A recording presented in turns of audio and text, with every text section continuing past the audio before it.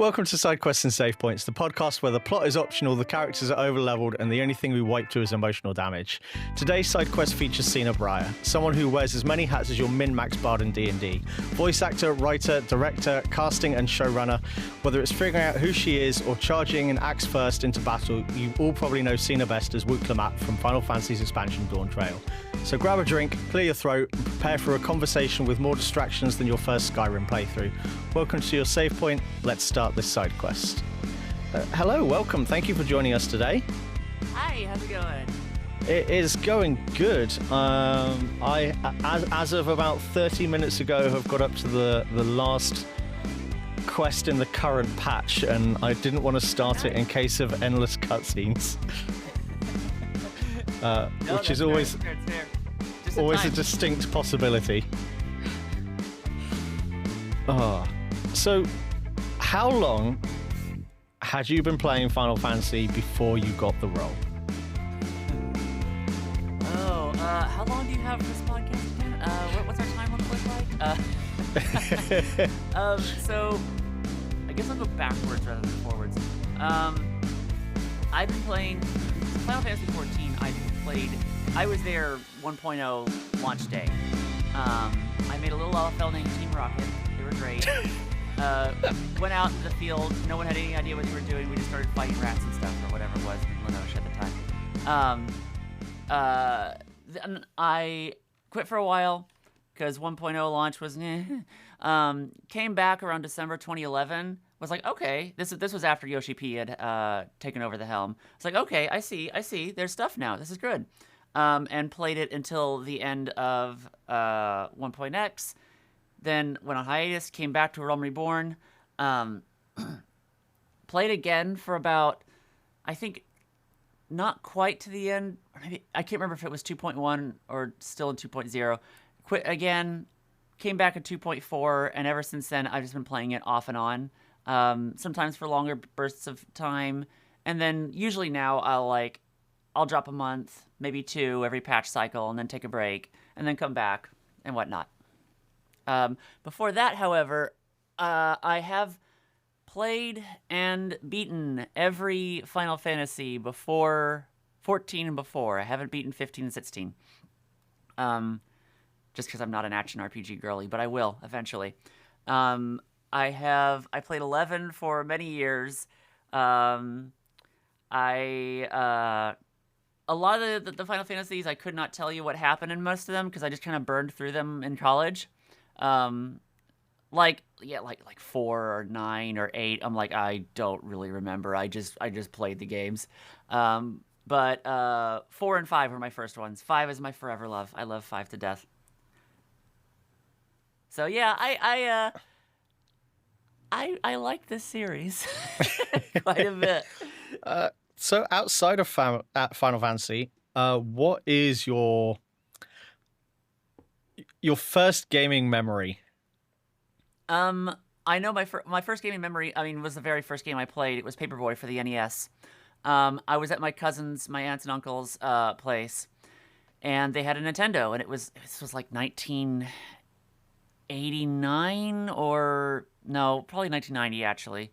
And I remember, or at least I don't remember it, but I remember this is what stuck with me is that I had only known VHS players, so I was astounded that you could leave it paused for more than 5 minutes and it wouldn't shut off. Because in my mind it was like, oh, my mind equated it with like a VHS player. But then no, you move the guy, and then the grandma came out with the butcher knife and it scared the hell out of me. But really, when I didn't actually get into gaming for quite some time because my mother and father were really did not like not anti-video games, but didn't like how much I obsessed over them, how much I just did nothing but them. Despite my dad being a early 1970s and 80s computer engineer. So it was really funny. I beta tested Windows 95 as a kid unknowingly, but we didn't have just an NES, Nintendo system until 95 in the house. Started off with PC games actually earlier because we had computers. So we had Star Wars X-Wing, I remember I got the PC port for Rayman in like 96 or something, 95, 96. Playing things like Baldur's Gate 1, Might and Magic, stuff like that. But then eventually, I guess I nagged my parents enough, and we got a N64, I think, in like 98 or something. Not too long after Ocarina of Time came out. Very nice. Yeah, and I've just been, I wouldn't say a hopeless addict, but it's definitely been my medium of choice. Both as like a consumer and a creator. Because like, I was that weird kid who was like, 8 years old in the 90s, and the teacher was like, so what do you want to be when you grow up? And they expect like astronaut or firefighter or whatever. And I was like, Doctor. I like video games. And they're just like, oh, okay. People then like had no idea how big this medium would get. Mm-hmm. I bet some of them are kicking themselves now for that. Shooting people down. I do kind of wish sometimes that there had been more avenues when I was, or I guess if I hadn't lived in like, a flyover state with like no avenues for like getting into this as or learning anything about this as a kid.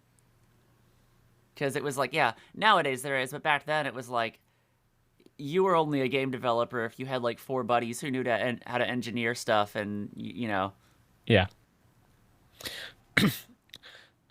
So I'm going to break straight into one of our little segments we have here. This one is specifically for voice actors. So you're the second person to have the privilege of going through this. So this one, it's called Vocal Theft Auto. If you could borrow vocal, that's a charged term with the rise of AI. I'll tell you what. If you could borrow one vocal trait, accent, or unique talent from another voice actor, who would you pick and what would you use it for? Does Janelle Monáe count as a voice actor so I can just steal her voice? I can just steal her voice entirely. I'll give up my career. I just want her voice. Fair enough. It's so funny. Like, I can't remember. I was at like at a cafe or something. I don't know if it was a cafe or where this was, but it was like I was talking with a bunch of like other voice actors. It was like, if you like steal anybody's voice, would you? And they were like, no, of course not, no. And I was just immediately like, yes, yeah, fuck, I would. Of course I would. Yeah, are you kidding me? I got voice dysphoria like it's going out of business. Are you kidding me? I'd take it in an instant. I don't care, man. I guess an actual answer from other voice actors, I am so incredibly jealous of all the crazy creature noises D. Bradley Baker can do. I have a fair amount in my voice, but in my toolbox. Like I had this lovely little creature thing that I just go something like that. But he has like 5 times that ability, and it's insane. Overwatch, the hamster. That's him. That's just him doing it. There's no filter or anything over that. It's insane. To me, that little noise you made, you sounded like Nyx from Star Wars Outlaws. I have not played that. I used it for Mothman for a game that I hope comes out. It seems to be stuck in development. That I can say this because it's been announced. Like they announced my participation. I'm not breaking NDA or anything. But there was an indie game. I used that to be like a cute little Mothman, and I'm just kind of like, and it was it's fun.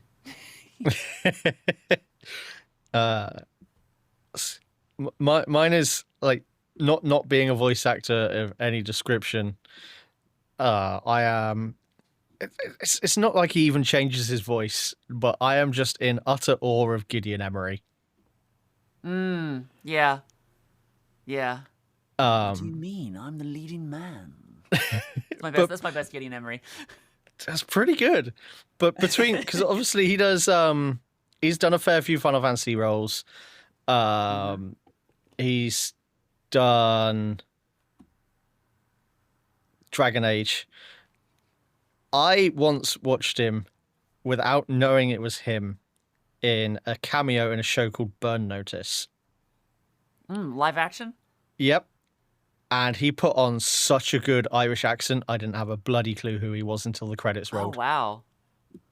Like, because I knew his voice like in and out, but I'd never actually seen him. Yeah. I'd never put a face to the voice. And when the credits rolled on that episode, and I was like, I recognize the name. I was like, is that the same one, or is this so completely different? Gideon Emery parentheses 2 on IMDb. Yeah. Yep. But yes, that man, his voice is just so soothing. Mm-hmm. Oh, so back to Final Fantasy. I'm going to talk to you about Final Fantasy XI because I don't get that opportunity very often. Yeah. We've had a couple of crossovers, and now we've got quite a big one coming up in Final Fantasy XIV with Final Fantasy XI. People have said there's been quite a lot of inspiration taken in the form of like Eureka to Abyssia or Abyssia, however you want to say it. What elements of 11? I'm not saying that should be in 14 because times and games have progressed. But what do you miss from that game that isn't in modern MMOs? Well, I can't say this is something that should be in 14 because it would require a complete restructuring of how 14 is designed, and that's just an unreasonable ask, you know? But I love the horizontal progression that 11 had for so long when at its level 75 cap. And I also love the sub-job system of just being able to play around. It kind of coincides, like my game design philosophy personally, I know this isn't everyone's, is there will always be a meta. You can't avoid it. So just make what you want, don't make what you want to make. If there's some job, like this, there will, like, if the difference in DPS is 0.01%, that second place will still be considered trash by the meta. So just like, it's true. That's how like the top tier, the very highest top tier, that's how it operates. So if you want to make a job that does an interesting thing, or a class in a video game that does an interesting thing, go ahead and do it. It won't be used at the best rating or whatever, but like 99% of people are just gonna have fun. And I love how like most of 11, because I went back to play 11 in the past year, and I've been so impressed with how many quality of life improvements there have been. I love how 99% of the content now, it doesn't matter what class and sub-job you are. Do whatever you want to. Do whatever sounds fun. Play around. Experiment. It's fun. And I think more games should take inspiration from that. I think old school gaming and old school MMOing in general is making a huge comeback right now. Like the success of like old school RuneScape and WoW Classic, especially WoW Classic Hardcore, and now Final Fantasy XI is getting a resurgence. I think like it really shows that like no, that we hit gold back then. We should build off that. What do you feel is stopping them from combining the subs like Warcraft has? I don't know. I couldn't even begin to say. I mean, having worked in game dev, my guess is publisher stuff, but who knows? I would. Yeah, I really have no idea. I know it would be nowhere as big as WoW, but I would kill for a 11 classic. It would be nice. I feel. Wait, sorry, what classic? An 11 classic. 11 classic? Okay, riddle me this though. A Realm Reborn classic. No, 1.0. No, not 1.0. As much as 1.0 was cool, 1.0 like by the time it got to 1.23c, the final patch, it was a good game. It was a good game. I actually liked it a bit more than A Realm Reborn exactly at launch, like 2.0. I liked it a little bit more. Only a little bit more. I wish A Realm Reborn classic hardcore. If your party wipes, that's it. You all are gone.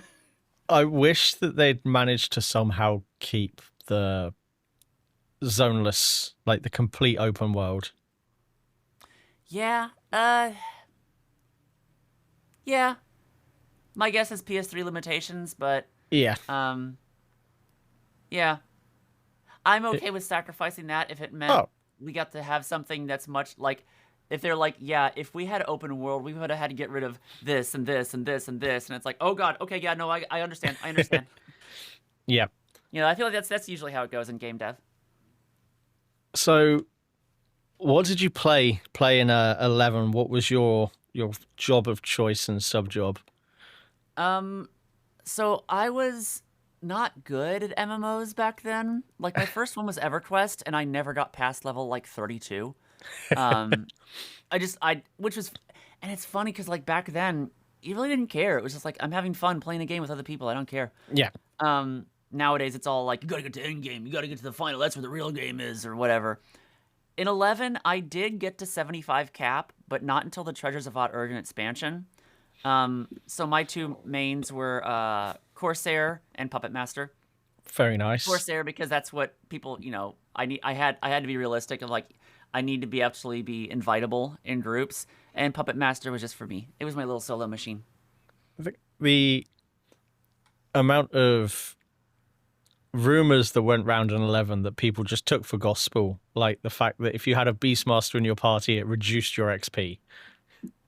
Wait, did it never do that? I thought that was something that was the case, but then it got removed later on. Well, Luke will be able to either clarify that or not. He is a walking. Okay. There. But yeah. If the beast pet was below even match, then no, it didn't. Oh, interesting. Yeah. Beastmaster was such an anomaly. They had like their own little community, and they did things out in the woods, and I was so in awe whenever I saw one. Do you have like fishers any in FF14? If you don't know fishing, they're just they do their thing. They have a thing. What? You just reminded me of something. Someone, it is like the Eorzean, what's the word? Aquarium. Oh, that one, like the houses that they're like they show all the fish and everything. Yeah, so they've got one house on each data center. Nice. A free company mansion, and then all the members get like their own room in the thing, and they show every single fish that you can catch. That's awesome. On display, which is pretty awesome. I've heard about them. I'm meaning to check out one of their houses. First, I just need to get a house myself. There's so many open right now because of the auto demolition, and yet three other people. Sorry, I hit my mic. And yet three other people have bid on the same one I've bid on, and I'm like, guys, go somewhere else. Go somewhere else. Come on. Let me have this. I got very lucky, and I managed to get a large on a lottery last time they all opened. Yeah. What? Hold on to that with dear life. Oh, I am. I've been logging in religiously, like every month, just in case. Even before demo went live again. But yeah, jumping back to 11, do you have like any distinct memories of that game that sort of stand out? So just, for example, for myself, I have two that stand out. One is of my many attempts of camping Leaping Lizzie. Oh gosh. I think I defied all odds, and I went 1 to 324, and yes, I still know that number. Jeez. But yeah, I never did a whole bunch of the MM camping. Like I remember I tried to camp Joyeuse for a bit, but like I don't know. I just like I'm fine not having it. Whatever they got, man. Then on the flip side, I went 4 for 4 with Valkyrie Emperor. Oh, well, there you go. And the other one is quite an early memory of when I first went to Kazam. And even back then, like you're saying, if it's not part of the meta, people don't like to do it. And there was basically there was like 6 of us left looking for group, and we pulled together this party that by absolutely no means should have worked efficiently. And we blasted through both jungles in a day. Nice. And it was something really obscure, like a paladin, a ninja, a ranger, a monk, and 2 red mages, or something stupid like that. Hey, that worked. 2 red mages for healers, monk and ranger for good damage, paladin tank, ninja off tank. Yep. But for some, I don't remember the reason why, but ninjas were not liked as tanks during that point. I think something to do with where the changelog was with their shadows. Oh, interesting. But yeah. What about yourself? I think I don't have too many like distinct memories, but except I do remember, I was thinking about it while you were talking. I do remember, so 14 players might be surprised and learn that expansions in 11, the entire story, like the main story, does not come out. When the expansion comes out, you don't get the entire story and then some, like right then, and then some post patches later on. The entire, the MSQ is like staggered out over the course of the patch cycle. So I was, like, Treasures of Odd-Urgen was the first expansion where I was, like, there doing the MSQ, or it wasn't called the MSQ back then, it was just the, the story quests. Doing the story quests, like, day or 1 or week 1 of when they came out. So when the final boss of Treasures of Odd-Urgen came out, spoilers if you haven't done that and are doing it, if you want to skip ahead, like, a minute or two, and you start off with, well, like, the final boss is, like, it's Razfad, the Grand Vizier, fighting him, like, it's Raubon. It's Raubon, that's right. The Blue Mage captain, fighting him. Yep. And then the whole time you've been, like, the whole plot has been, like, oh, it's Alexander versus Odin. It's Alexander versus Odin. Like, we know where Odin is. Where's Alexander? Oh, they're trying to build him? Oh, no, it's not going to work. And then the music kicks in, then the second phase, and Alexander hums to life, and none of us knew this was coming, and everyone in the party is freaking the hell out. Like, oh my god! If it was, people didn't say this was peak, but back then it would be like, it's peak! Yeah. And we did beat them. And we got our special rings. Yep. And I believe that is where they took direct inspiration for the Raubon that we know in 14. Yep. That is, Raubon in 11 was the head of the Immortals, which was the, Blue Mage, like basically like the elite, Royal Guard of Odd-Urgen. Very cool, by the way. 11's Blue Mages are, like, I understand if they're not your favorite, but there is no contest that they are not the coolest, the quote coolest in the series. They're just, they're Middle Eastern, like, they're like Persian Empire themed, very cool design. Disappointingly in 14 though. Yeah, it's a shame we don't have them as a full. I understand why they don't. They like it was it was a compromise. Like, well, we can have a traditional Blue Mage like it is in the old games, or we can have a full job. And I'm like, yeah, I get it. Yeah, I do think it would be interesting if they got their own PvP kit, though. It would be interesting. They've completely redone the PvP kit that, changed the classes completely for everyone else. Like, we'll do it for Blue Mage. Let me go in PvP with Blue Mage. I am intrigued to see what they do with Beastmaster. Same. Are we going to have, like, 19 Behemoths running around the Limsa Aetheryte Plaza? Like, what is this going to be? And I'm still an advocate for Final Fantasy XIV's Dragoon getting their Wyvern from Final Fantasy XI. They've got the model in game. Just give it to them. Summoners will be on. They'll be that'll be a rough time for them if they find, like, wait, you gave Dragoon a pet?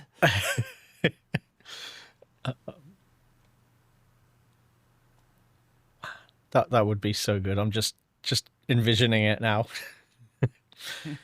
But yeah, so playing through 14 pretty much since 1.0, what was it like then working with those same people you'd heard playing the game for years?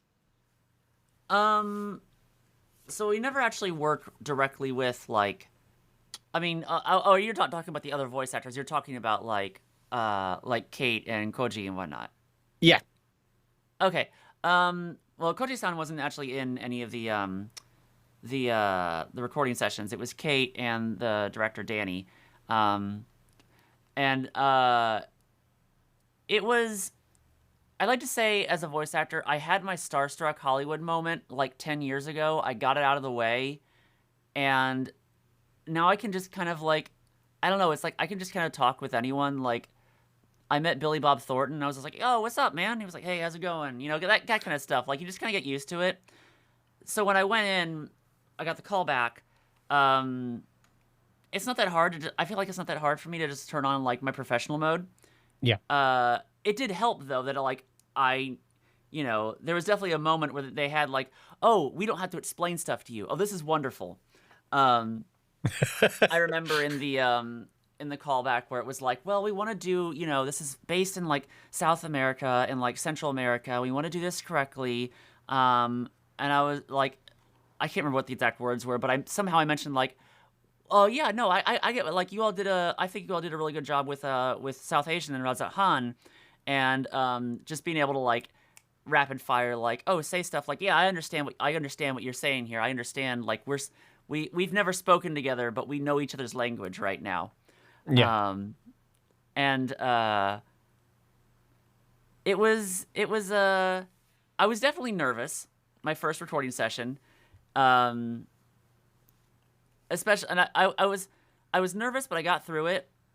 But then I was incredibly nervous like all of 2023. Because I had to record so much earlier for the trailer. Yeah. So I recorded 6.55 the same time I recorded for the trailer, which came out like 8 months or whatever it was, 6 months, whatever it was before. So I was just like all of 2023 just waiting like... Sorry, I told her there'd be loud motorcycles. All of 2023 just like... oh my god, I haven't heard anything from them. Did I get recast? Oh my god, they're not gonna like me. They're gonna find out I'm trans. They'd be like, ew, yuck, whatever. Which thankfully didn't happen. But I guess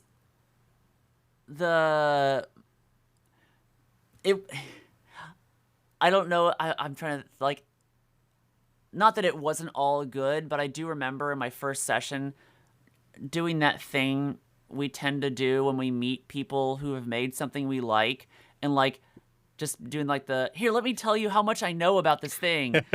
I remember somewhere in there I started doing a Xenos impression, and afterwards I was like, why the fuck? Their time is valuable. Why are you doing this? But that's why they make it, is so people can enjoy it. Well, yeah, and to make money, but... Oh, but... It has to be to make a good thing first, and making money is the perk. Yes. So how far in advance are you recording your lines? Like, I don't know if you can say, but like, are you... I don't know if that's something let's I go can backwards say. then. Yeah. I'm guessing you're done for 7.3 because that's about to be released. That would be very weird if I hadn't, yeah. Especially since the trailer is coming out tonight as of this recording, right? I did not know that. I think the live letter is late tonight or early next morning, depending on how you're looking at it. Yeah, tomorrow for us then, yeah. So how long ago did you wrap up 7.3? A while ago. I'll just say that, a while ago. Sorry, I don't know if I want to say because some companies, and I still don't know where Square Enix lies on this, some companies are like, well, that's revealing game development pipeline information, yada, yada, yada. No, that's I'm fine. Like, okay, no, I got it. Yeah. So I don't want to say exactly when. Long enough ago that if they had to rewrite stuff, you could still go back and record Well, I mean, additional lines. it would be very rushed on their end, but like I live in LA, so it would just be a trip, down to the location of the recording studio, which I will not divulge. Nope. But yes, so from what I understand, speaking to Javier, it was everything was recorded solo, and the only time you got to hear other lines if the other lines from the other characters were recorded prior to your recording. Mm-hmm. Is that correct? Yep. And with Dawntrail, because I had so many lines, I was the very first to go in and record. I was the very first to go in, and I think also the very last to go in, because by the end, they had everybody else's lines. To the point where, speaking of Javi, there was one day I came in and we re-recorded those ones because they were like, he killed it so much that we need to re-record your lines to match what he did. And I was like, oh, hell yeah. Yeah. He told us that story, and he says, you're welcome for the extra lines. Yep. I mean, VO directors are if you ever want to be a VO director, the thing you probably wouldn't think of that you have to learn how to do is how to time management. A good VO director is very good at like knowing where you are on pace. Do we need to, do we need to speed it up? Do we have time to slow down? Do we have time to really chew on this one? Or how many lines per hour are we doing? And Danny I hate that he's gotten flack for some things that happened because he was a fucking amazing. Sorry, can I curse on this podcast? Oh, he was carry on. Amazing. He was an amazing director. Yeah, I don't think it actually added any additional hours to my recording sessions, but I will never turn down the chance to chew on some good acting. When I read the script ahead of time and I saw they gave me the entire script the day before the recording, and like a psychopath, I read the entire script for all of Dawntrail. So you mean the whole of 7.0? Yeah, 7.0. Yeah. When you say the entire script, is that just yours, or did they give you like the whole overarching story? Just mine. So all I didn't know about was the part like in Shaloni where you're with Aaronville. I pretty much knew the entire game. Yeah. And yeah, like a psychopath, I read the entire script that entire night. I just like, well, I'm not doing whatever I was doing. I got the entire expansion script right in front of me for the game I love. I'm reading this. And when I saw some of the Gulujad's death, and I was like, oh, fuck. They gave me some good acting. Okay, all right. Yep, let's go, gamers. Is it weird knowing what's going to be happening in an expansion for a game that you've played so long prior to being in it? Nope. And it's purely because I've been playing it so long. I think if I had only been playing this since like Shadowbringers or Endwalker, it would hit very different. But I feel like with any media, any like IP, I hate that's the word I have to use now, this capitalist word. With any IP, if you're a consumer of it for long enough, you naturally want to become a creator in some fashion. Whether that means like writing fan fiction or doing artwork of it or making a podcast about it, what have you, that wanting to become a part of the creative process, being a voice actor in it, was just like, this feels so natural. This is wonderful. I can be a part of it. I can help in some fashion create this thing that I've consumed for so long. So no, not really. The only difference I'd say is I've decided I'm not going to watch the patch trailers anymore. So I'm not going to watch the one that they dropped while I'm sleeping tonight. Because I watched the one for 7.2 and I realized, oh, there's a whole bunch of stuff in there I don't know about. Oh, shoot. So I was like, do you only get the Arcadian stuff? Like I have no idea. I don't record for any of those. I have no idea what any of that stuff's going to happen. Just answer my. I was basically saying, so do you only get the story from your character's perspective? Then they don't open up everything to you unless it's relevant for recording. Yep. Oh. And Wuk Lamat is just in too prevalent in the patches for now, so I haven't voiced anyone else. I was like a background Hanu lifting up the float in Dawntrail, but there were like I think it was like 4 or 5 people recorded for that. It was just like me going, whoop, or whatever. But other than that, I haven't voiced anyone else. Well, we're going to take you through another one of our segments that led Javier to reveal what you just spoke about as well. So this one's called Off Script On Point. What is the best unscripted line or improvised moment that ended up making the final cut or totally changed the tone of a scene? And again, that can be from any game, not specifically Final Fantasy. Okay, well, I know my 14 answers. And I do have one from a different game. The Wuk Lamat line where she just goes, huh? That was one take. The line was just, huh. It was just like, huh? And I was like, Kate, I got something crazy. I'm going to do it. You tell me if you don't like it. And I did that, and she was just like, nope, that's it. That's it. Done and done. We'll do another for safety. We're done. The other one was in Living Memory, when she's she and the Warrior of Light are like acting out the play.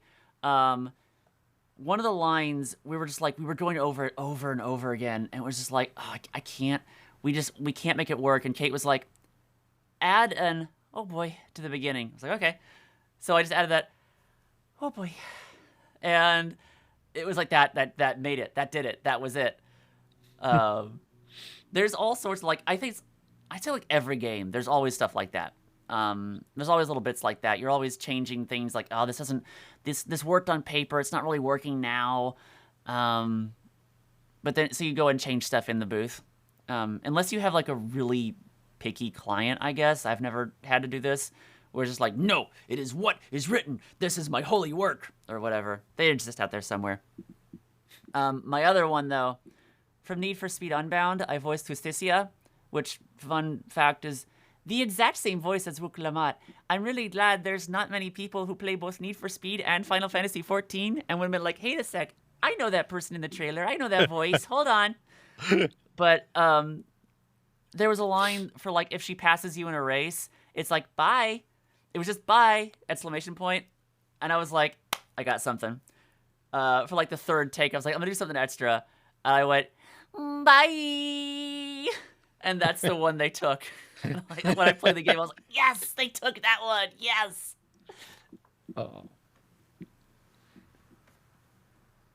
That I don't think Unbound is the one that I've played, unfortunately. They didn't market that one well, and it's really sad they didn't. It's the one with the really cool Spider-Verse-esque art style. Like, everyone I know who's seen it has been like, that art style is fucking sick. It came out at the end of 2022, and yeah, like, they didn't even announce it until like 3 months before it came out. And they didn't really advertise it much, and it just kind of came and went, unfortunately. Oh, no. So the one that I played the most on modern consoles is just the one that was titled Need for Speed, where they sort of went back to that. And I believe I have started Unbound. I just didn't get very far in it. Gotcha. I got through the prologue-y bit, and then it does the time skip. Yeah. Yeah, that was actually, I can't remember if that was my must join for SAG-AFTRA or if Inuo was. I booked both of those around the same time. But that was a case of, I got the audition. It was so funny. I got the audition. It was like due today at 5 p.m. and I saw it when I was working a shift at Starbucks. I still worked there at the time. So I just went home, blasted something out, sent it out, because they were looking for trans Latina voice actors, and I'm like, cool, there's like 4 of us in LA. Trans Latina, yeah, like trans women Latina voice actors. Unfortunately, when the game came out, it turned out she's way darker skinned than me, and I'm like, oh, this is a little awkward. So if anyone is wondering why I don't sell prints of her or put her on any marketing things, that's why. It's a little, yeah. It's a little, little Makes awkward, sense. but yeah, it happens, Uh, unfortunately. uh, excuse me. So what led to the role of Wuk Lamat? How did that come about? How did the audition process go? I know you Um, said previously that you were waiting to hear back and you thought you might have been recast or whatever, which obviously didn't happen. yeah. Um, so it's funny. There's been so many. I mean, there's been so many like bad faith actors on the internet saying nasty things. But it's so funny. People think that like, oh, she got this role because she's friends with Kate. I got this role just came in my inbox from my agent like any other role. I was just like any other one like okay yeah sure sign the NDA before getting the audition. All right, yeah, I see some of those sometimes. All right, cool. And then it came in, and I'm like, wait, they said Hrothgar. Wait, they said Vieira. Oh my god, I know what this is, and I hyperventilated a little bit. And thankfully, it came on a Thursday and was due on Monday, so I had like the full weekend to just like put out the best fucking audition I possibly could. And then sent it out, prayed, learned I got a callback. The callback was going to be on my birthday, but got delayed because of the flooding in the area. Like the whole San Fernando Valley was just flooding. So then got delayed, came in, saw who else was there, and thought, okay, this is as far as I get, but that's okay. You know what? That's all right. I'm fine with that. Then a week after that, I was in line in Chipotle and got the email that I got cast and was like trying not to cry as I was ordering a burrito. Oh, Yeah, came in and recorded. The whole recast thing was just the gremlins in the back of my mind Yeah. that we all have.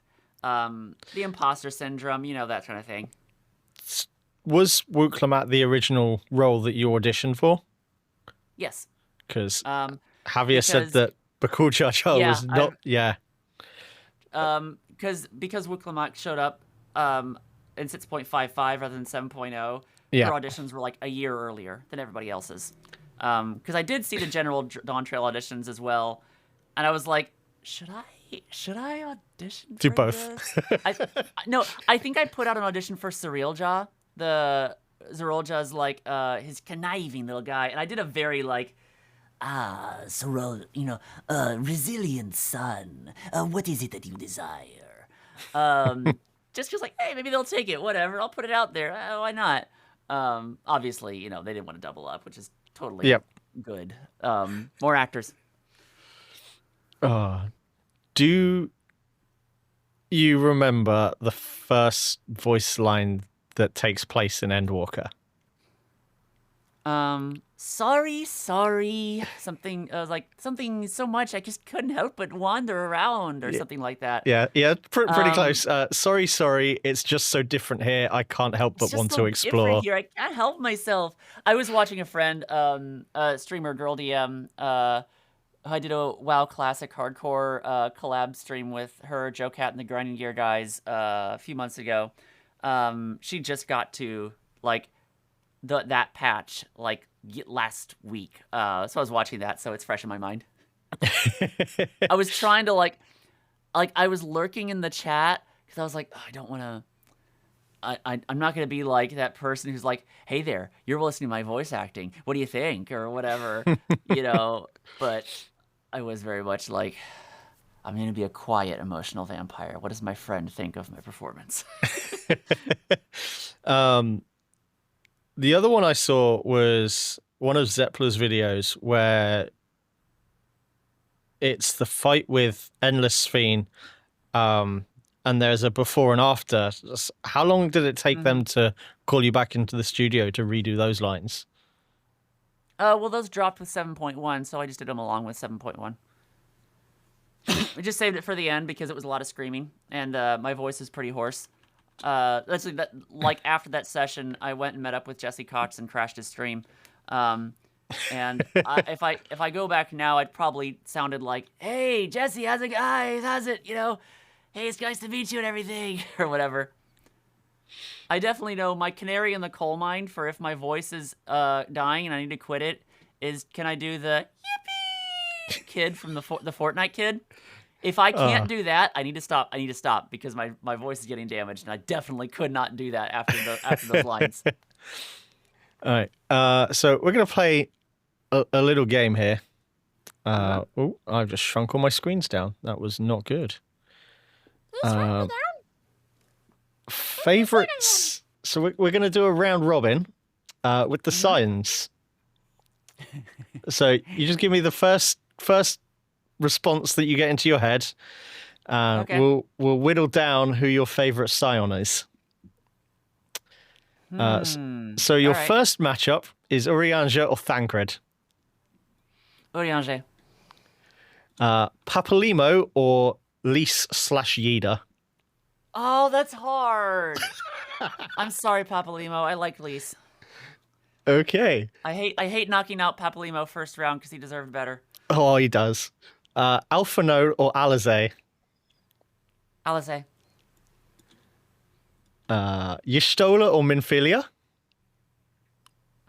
Again, I hate knocking out Minfilia because I feel like she deserved better, but Y'shtola. Reen or Kryl? Reen's not a Scion.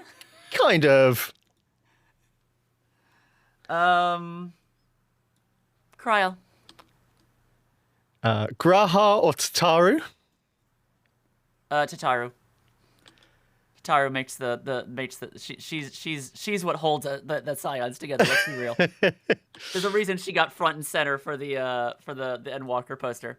Estinian or Monbreda? Oh, Monbreda. I don't care if she's only around for one patch. I miss her. Alizé or Urianger? Alizé. Lys or Y'shtola? Lys. Kryl or Tataru? Tataru. Alizé or Lys?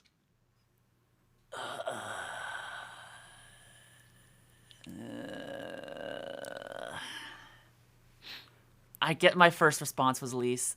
Oh, bye-bye, Bethan. Sorry. Tataru or Monbreda? Stormblood cutscenes. I was rewatching Stormblood cutscenes recently, and I was just like, damn. There's just so much good. Like, I was rewatching the Papalymo sacrifice, and I was like, damn, the acting is so fucking good. Oh, so. But sorry, who's next? Tataru or Moonbreeder? Tataru. I'm sorry. You know who I'm at. Who's winning this? Lys or Tataru? It's Tataru, baby, all the way. Tataru is the Scions. I am still scared of Tataru after Alphinaud broke the sword.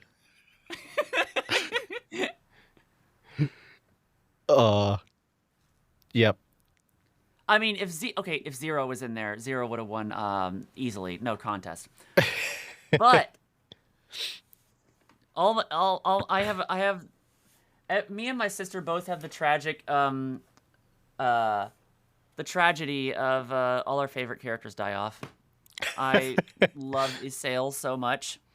I love Monbreda. If they touch Zero, I don't know what I'll do. I don't know. Yeah.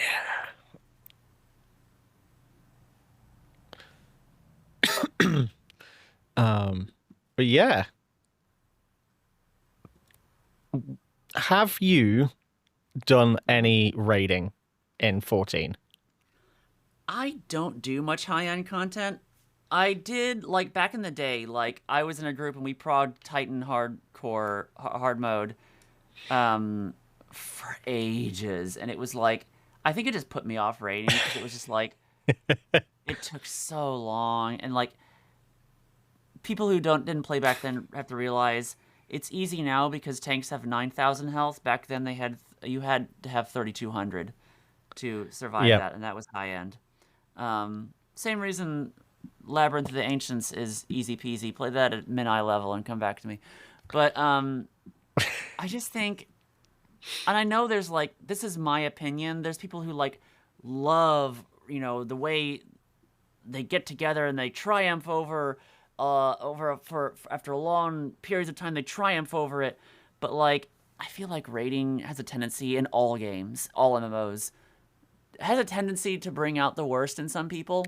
Yeah. And I don't want, I've seen it happen with my own raiding groups like back in the day, and I just don't want that to happen. Like just the other day, I think this is the first time since then that I've done current current expansion Savage content or whatever. I beat EX2 with some friends. And it was fun, but like by the end, I could already see like some people getting like Worked up, frustrated and pissed off, and I'm like, I hope we beat this soon because I don't want to, you know. Also, I just been playing it. I'm playing the game for so long. I'm just like, I'm fine. You'll have fun. Yeah, it. I suppose the closest thing to raiding in 11 would have been Dynamis. Oh, I mean, well, 11 had actual raids. Like, yeah, this is. But 14, I love you guys. Continue to hire me, please. But there's literally no difference between trials and raids, and there hasn't been since Alexander, and that has bothered me for so long. Like trials and raids are the exact same thing. They're a single arena, 8-man. I love Binding Coils of Bahamut. I think it's an amazing raid. I love how it was like back in the day when that came out.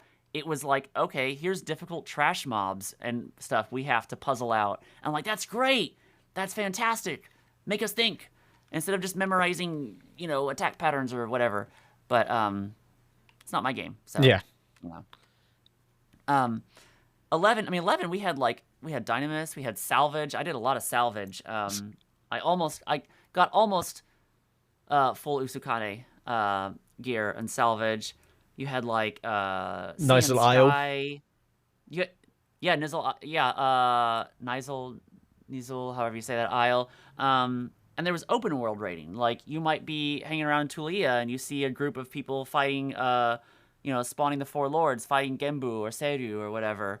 And it was like, oh shoot, you could watch other people raiding by being in the vicinity. It's cool. I want more people to play 11.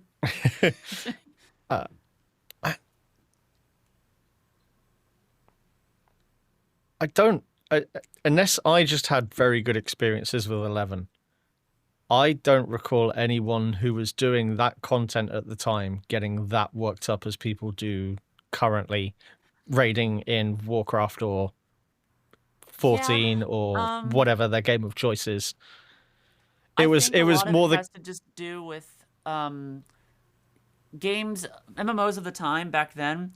The game design philosophy was we're gonna force you all to band together and form tight-knit communities by making our world hard as fuck, and it hates you and it wants you to die.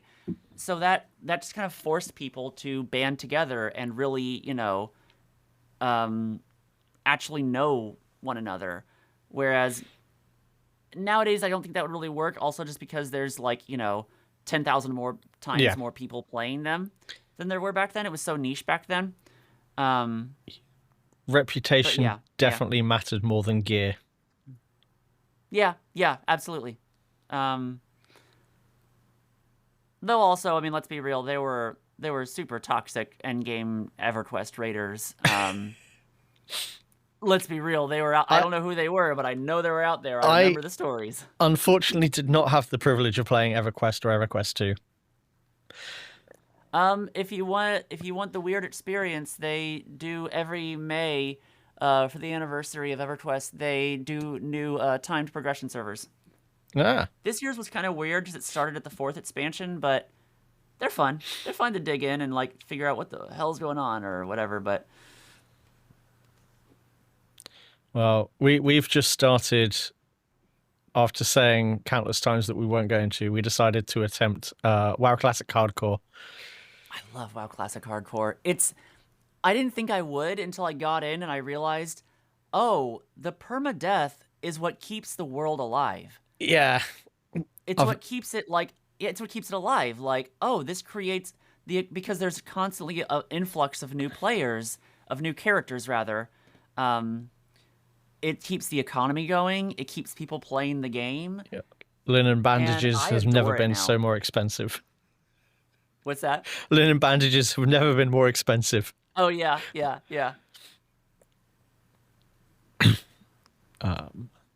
So we're going to skip ahead a bit to something I normally end with, but I'm intrigued on your take of this, and I need to ask it now.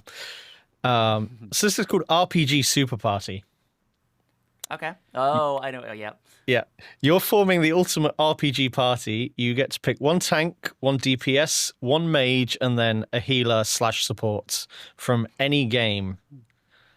And I will do my best to let you know if something has already been taken. Oh, from someone else? Yeah.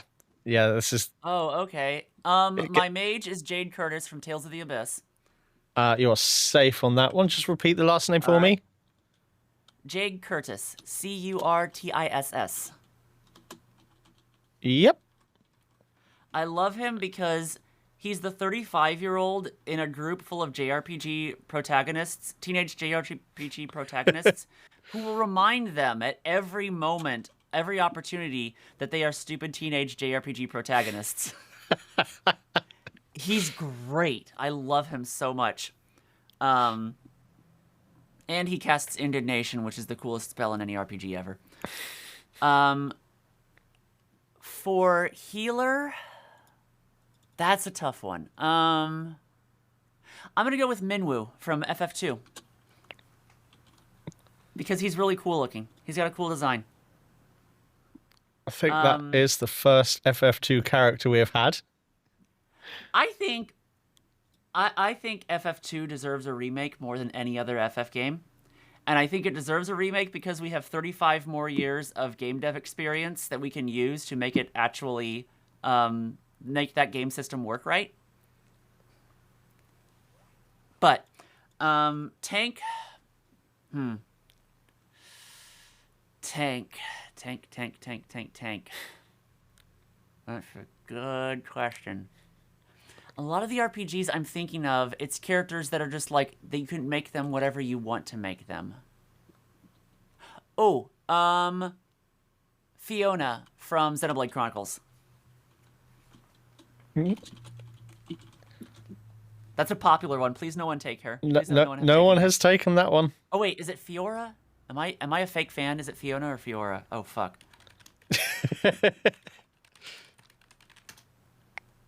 It's Fiora. Okay, my bad. Your damage dealer. Oh, damage dealer. I'm gonna pick one of my all-rounders and just say they're a damage dealer because they're way cooler. As that, Ferris from FF5. If anyone took my favorite character in all of gaming, I will hunt them down.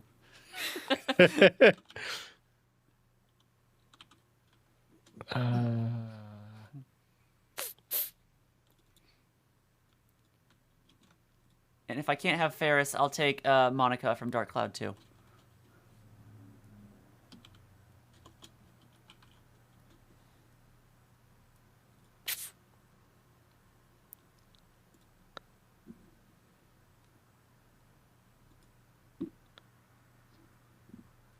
I think you're safe. Yay!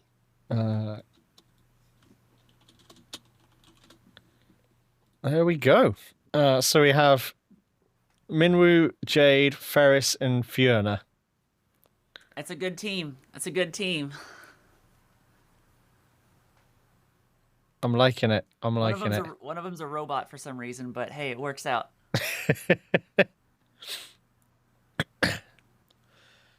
So other than Final Fantasy, what are your go-to series or IPs, titles?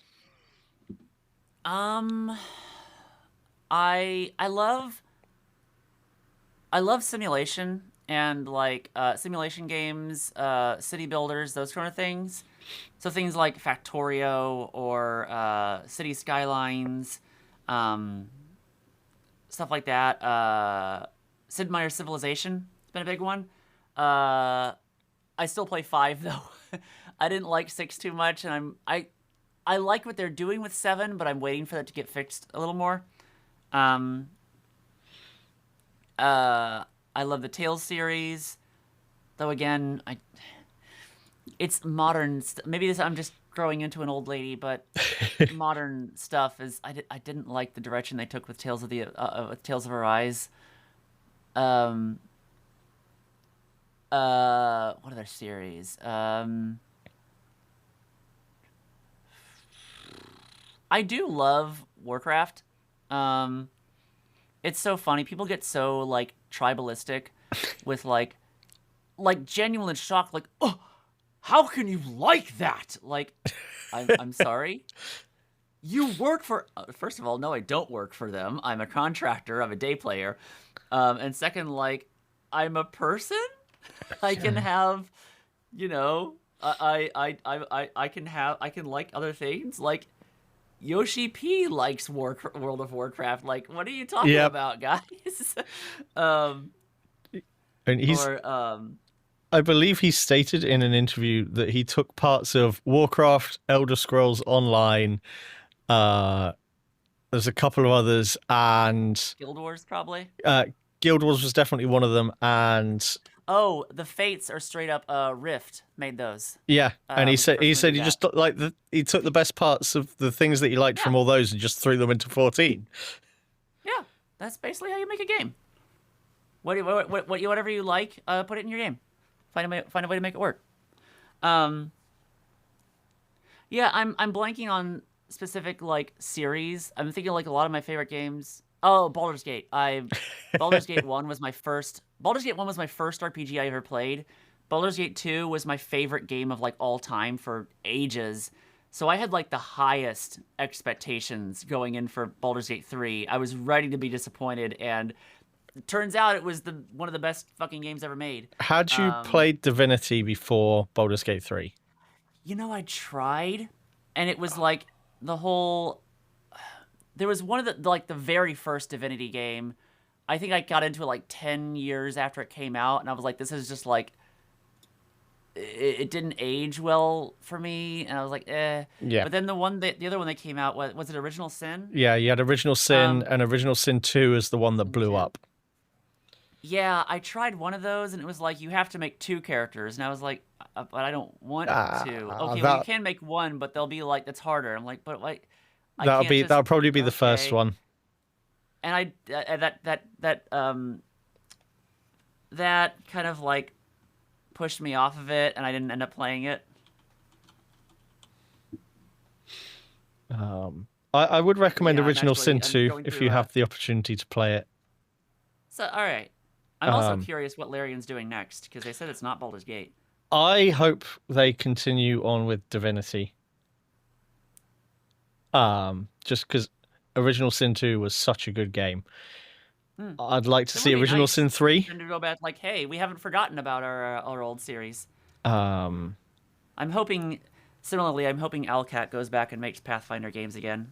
Pathfinder Wrath of the Righteous was just, I love that game so much. I have played Kingmaker through to a certain point so many times. I just can't seem to commit to it, and it's driving me up the wall. Kingmaker is good. Wrath of the Righteous is excellent. Like it does away with the biggest the biggest problem, like, hey, you're on a timer problem. Yeah. And the writing, it's one of those games where there's so many different ways that paths, your choices can go, and you never feel like you made the wrong decision. And that's so hard to do in a game. But there is someone who I really wish that I have the opportunity to speak to, aside from Gideon Emery, obviously.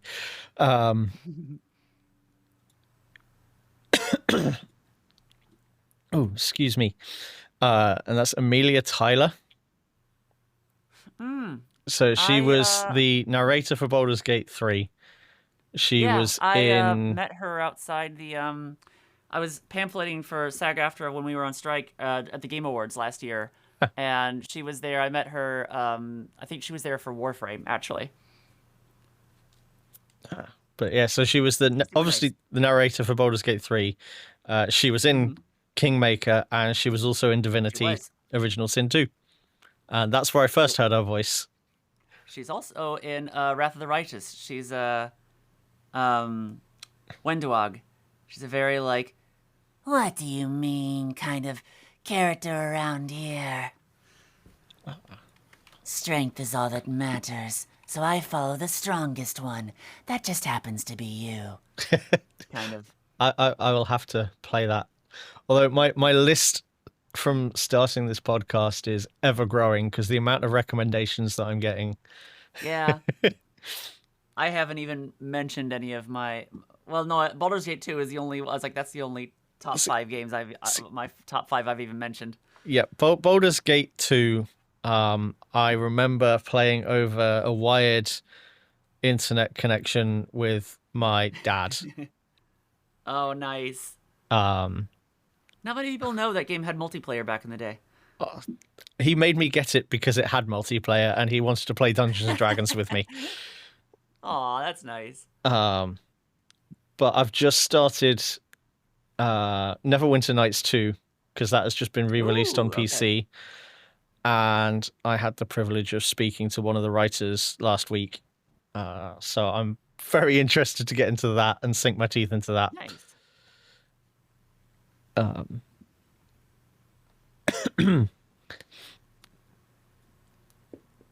Oh, excuse me. Something caught in my throat. No worries. Hydrate or dihydrate. Oh, some very nice peach iced tea flavored Sneak. Ooh, nice. Right. Anyway, that can be cut out. I'm not sponsored by Sneak. Sure. So, speaking of games that you can recommend, again, something else that I generally try to ask everyone just to expand my ever increasing backlog of games. What game do you feel is playable by today's standards but doesn't get the level of recognition it deserves? So we're strictly talking like older games, right? Anything. RPGs, MMOs. So one of the first examples that will stick with me was from Guillaume, who strongly recommended playing Romancing Saga 2, the re-release that had just come out. Yeah. Because it fixed, in his opinion, it fixed everything that was wrong with the original release. Just because I have to sneak it into every single show. Mine is Dark Cloud. Dark Cloud. Oh, so do you like Dark Cloud 1 more than 2? I've played 1 more than 2. I'd say I like them both, but I prefer the art style in 1 over 2. That's fair. Yeah, that's fair. I never finished 1. I've played 2 so many times. 2 has such a sublime feel of just like, and 1 does this as well, but like I think 2 especially because you start out in this like, you start out in basically the only city left on Earth or whatever it is they're at. Yeah. Everywhere outside is just like nature has been reclaiming the land for a very long time. And it's just got, there's such a like, I hate how this sound, like you can barely even say anymore that something is Ghibli-esque, but it is very Ghibli-esque in that like the outside, in the same way Final Fantasy XI often is, the outside, the wilderness is quiet, the wilderness is vast, and it's calm but also dangerous, and I love that in games. I love that feel when I'm out exploring places. Yeah. Nothing quite as scary as turning around a cliff on a beach in 11 and seeing a Poogle. Yeah. My recommendation, I will always say people should play Tactics Ogre, Let Us Cling Together. It did just get a re-release on Switch and probably other consoles, I don't know, called Tactics Ogre Reborn. It was originally, so if you like FF Tactics is just Tactics Ogre with Final Fantasy paint slapped on it. It is the original, I don't know, the original localization, isn't much, like for Super Famicom, but then it got ported to PSP in 2006, I believe it was, and that was Alexandro Smith localization, who people probably know for the dialogue in Final Fantasy XII. Very good game. Probably the best story I have ever had, like, read, played in a video game, because it's one of those where it's like kind of Game of Thrones-esque, at least in the earlier A Song of Ice and Fire, in the earlier books/seasons, where you genuinely don't know where the story is going to go. It'll be like, oh, I thought that was going to be a character who was going to last for me. Well, he made the wrong turn and he just got executed. Okay, damn. Where the hell is this going to go now? I don't know, but I'm excited. The prose is very good. The battle system, I mean, it's solid. But my favorite game of all time, changed recently. It's Crosscode. I need everyone to play Crosscode. Crosscode is so. Yep. Radical Fish Games just released a trailer for the next game, and I will be playing. Oh man, yeah. As you know, we had them on, and just some of the things that they spoke about that are coming in Alabaster Dawn. Did you watch much of that episode? No, I didn't. No, that's all right. So yeah, one of the things that they're implementing that I think is absolutely fucking genius, because it solves all of my item hoarding dilemmas. So to get like healing and buffs, you have to cook. Mm-hmm. After you've cooked, it grants you X amount of healing shots, as he described them. It's either you use them or you lose them. So if you don't use them by the time you get to the next campfire, you've essentially wasted them, because you could have used them, and now you're about to cook, and well, tough shit. Mm-hmm. But the other thing is, if you don't use them, they won't get stronger. So you, as opposed to other games where you cook and then you get the XP, you get the XP after you use them and use the relevant, like, so you get healing shots, and then, like he said, boosts, as it were, like you can get a boost to strength or HP or whatever, attack and so on, and those will only get stronger if you use them. Interesting. But that saves all of my item hoarding dilemmas. Yeah, the setting being like the setting of, hey, it's the far future and we literally terraformed a planet to be your MMO playground, is like so fucking crazy. It's such an insane setting. And the puzzles, I think that game is anyone who wants to be a game designer should play that game purely to understand how perfect difficulty progression is done. Like, there was never a point in that entire game where I felt I don't know what I never felt like I have no idea what I'm supposed to do, or oh, I know what I'm supposed to do. This is easy. It's, oh gosh, indie games are so great. Yep. I'm so glad we have indie games now. Everyone should also play Void Stranger and should not look into anything about the game beforehand, is my other recommendation. I agree. We should have more puzzles in games. Yeah. So there's two games coming out, both indie games that I'm quite excited for. One is Seed of Nostalgia, that takes heard about that one. Inspiration from all the pixelated pixel art RPG games of old. They cited like many of the different Final Fantasies, Golden Sun, and all that sort of stuff as their inspiration. Nice. And the other one that's really got me interested at the moment is something called a game called AfterQuest. And the premise of that game is what's got me hooked on it. And I don't really need to see anything else. I know I'm going to play it. What happens to a game world after we ignore all the side quests? Nice. So you're playing the game after it's been beaten, and you are dealing with the consequences of the choices that the main character made. Nice. But yeah, those are two that I'm looking forward to. I'll definitely have to check these out. Oh, Seed of Nostalgia. That's very. Very Golden Sun. I can tell. I was gonna say Seiken Densetsu. Mm-hmm. Very. Yeah. Did you play Sea of Stars by chance? I have not yet. It's on the Okay, list with the Chained Sea of Echoes. Stars. Chained Echoes and Sea of Stars. Chained Echoes, my friend I used to work with, Nayan Ramachandran, he put it best. Chained Echoes is the closest we've gotten to a PSX RPG. Sea of Stars is the closest we've gotten to a Game Boy Advance RPG. It's like that is the difference between them, and it's yeah, both very good games. Because you mentioned Golden Sun, I'm like, oh, you need to play Sea of Stars. Jeez, Golden Sun is such a good game. Yeah. Oh shoot, I'm looking at Sea of Stars now. They added 3-player local co-op. Oh my god. Damn, I wish that had been around when I played it. I would have gathered people around. Shoot. So I'm just going to take this opportunity to jump into our last voice actor specific segment. Act 1, Take 1, Panic. What is the most chaotic or confusing first day you've ever had on a performance or voice project? If applicable. They might have all been perfect. Let me think.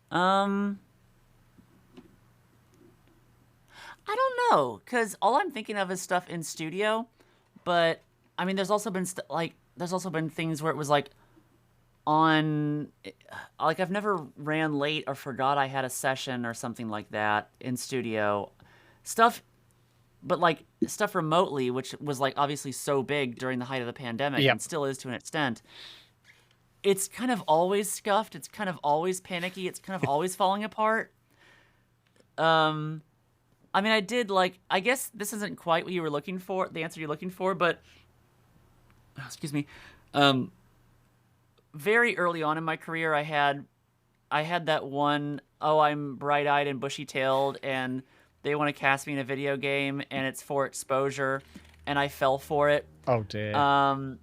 Yeah, and it was for a vertical slice, and the game never got released, and the studio, I don't think, went anywhere, and I kind of, like, went too far because the voice was like down here. I kind of went like this for a while, and I didn't take good care of my voice, and it was just a mess all around. But you know, lesson learned. Yeah, I did have one session. I will not say who it is or any specifics or anything. Where I was recording for a game, and someone else was recording for a game. One booth over, the same game at the same time. I got out like, hey, that was great.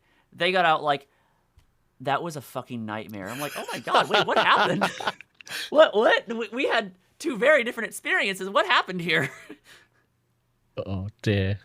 Is that? So I guess they took away the answer you're looking for. They had that one. They had that experience. Obviously, without naming games, has that game since been released? I have no idea. Fair enough. That was one. That was just kind of a like, all right, yep, doing it, cool, it's a job.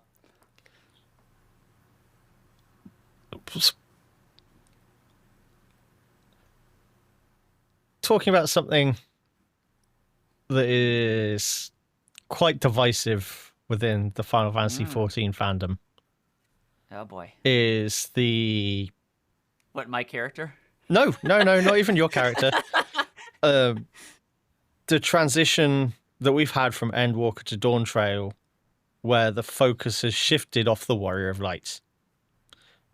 So we went through a very gradual scaling process from A Realm Reborn to Endwalker, beating something that could have ended the entire universe. And now we've had our roots grounded, we're back down to square one, and the focus has shifted.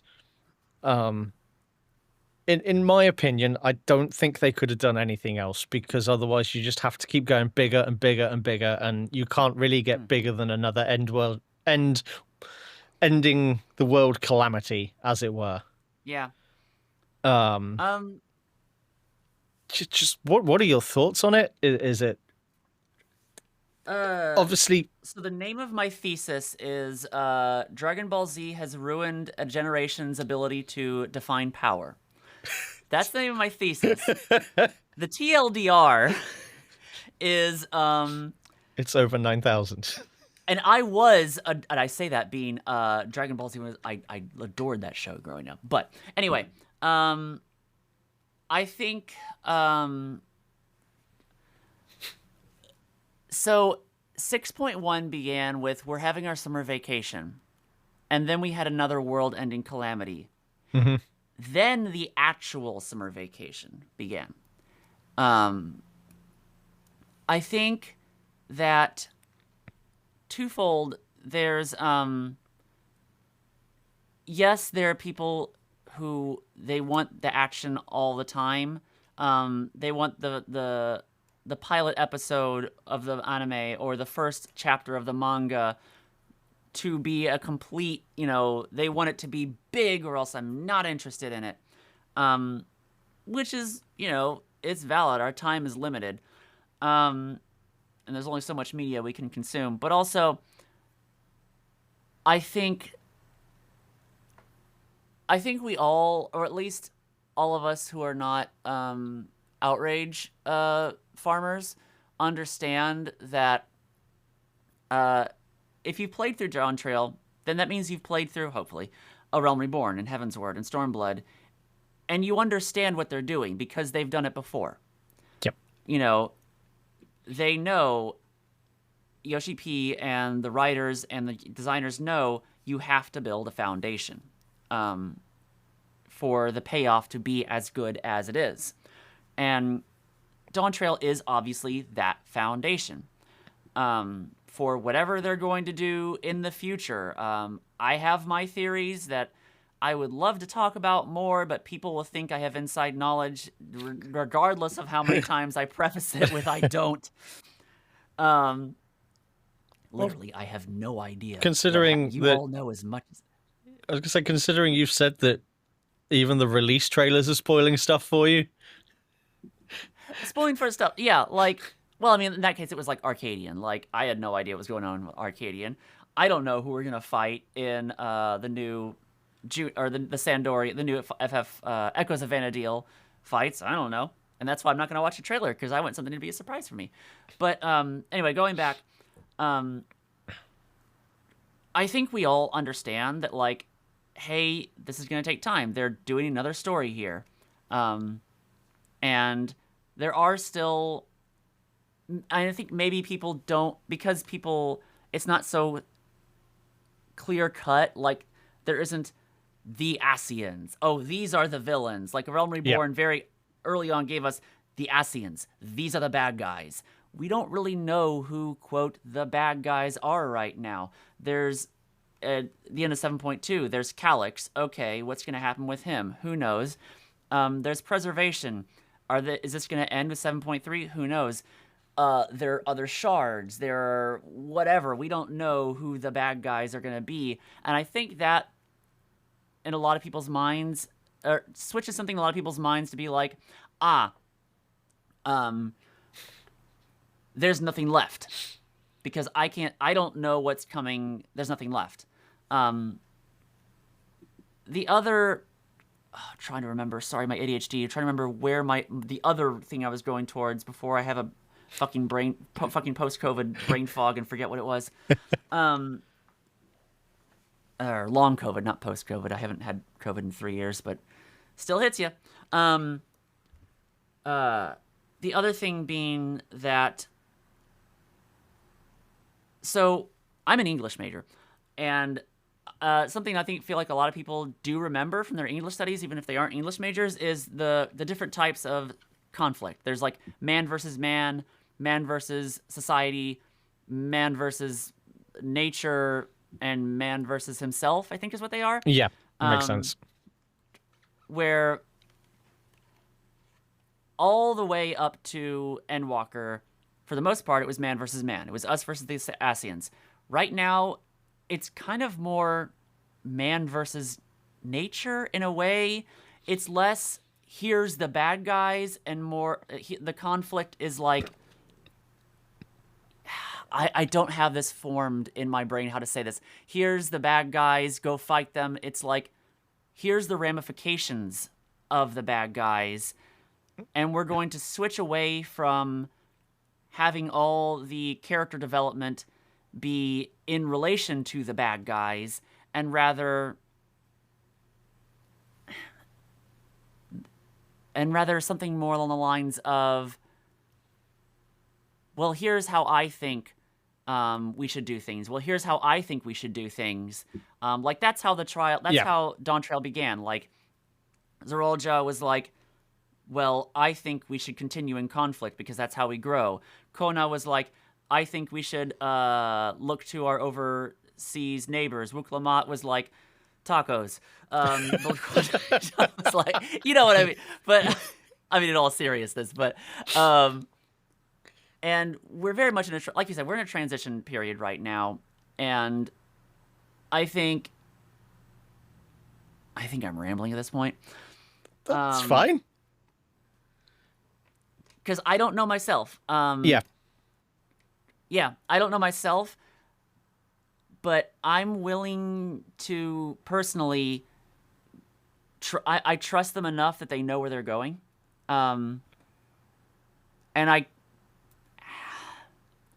I can see possibility for how things can get shaken up. Oh, considering... Sorry, that segment began strong, and then I just turned into, like, babbling. You're good. Well, if you told anyone at A Realm Reborn how Endwalker was going to end, no one would see a feasible path how to get there. Yeah. Well, also... times have changed. Like I said, like, MMOs, when A Realm Reborn came out, were still a niche thing. World of Warcraft was big. Guild Wars 2 had just come out. World of Warcraft was big, but it was still like, oh, that's the games the weirdos play. And MMO players were much more... When you played A Realm Reborn at the time, it was like, this is okay. You know, this is okay. It's low stakes, but you know, we fought the Ultima weapon. We went and defeated the Garleans. Heck yeah, this was cool. Nowadays, different strokes for different folks. Yep. We're doing the exact. You know, it seems like we're doing more or less the same thing, building the foundation, but gamers' tastes have changed. And I think that's where a lot of the friction is coming in. But I'm certain, like, all this will blow over. And Yoshi P said he has everything, obviously not set in stone, but planned out all the way up to like 10.0. Like, so he has I would be very surprised if he didn't. Like, he has a story in mind. Yeah, and I met him for the first time at Anime Expo a few weeks ago. And I wanted to ask him a question about it, but I kind of wish I had, like, my theories, but yeah, it was a very introductory sort of meeting, you know?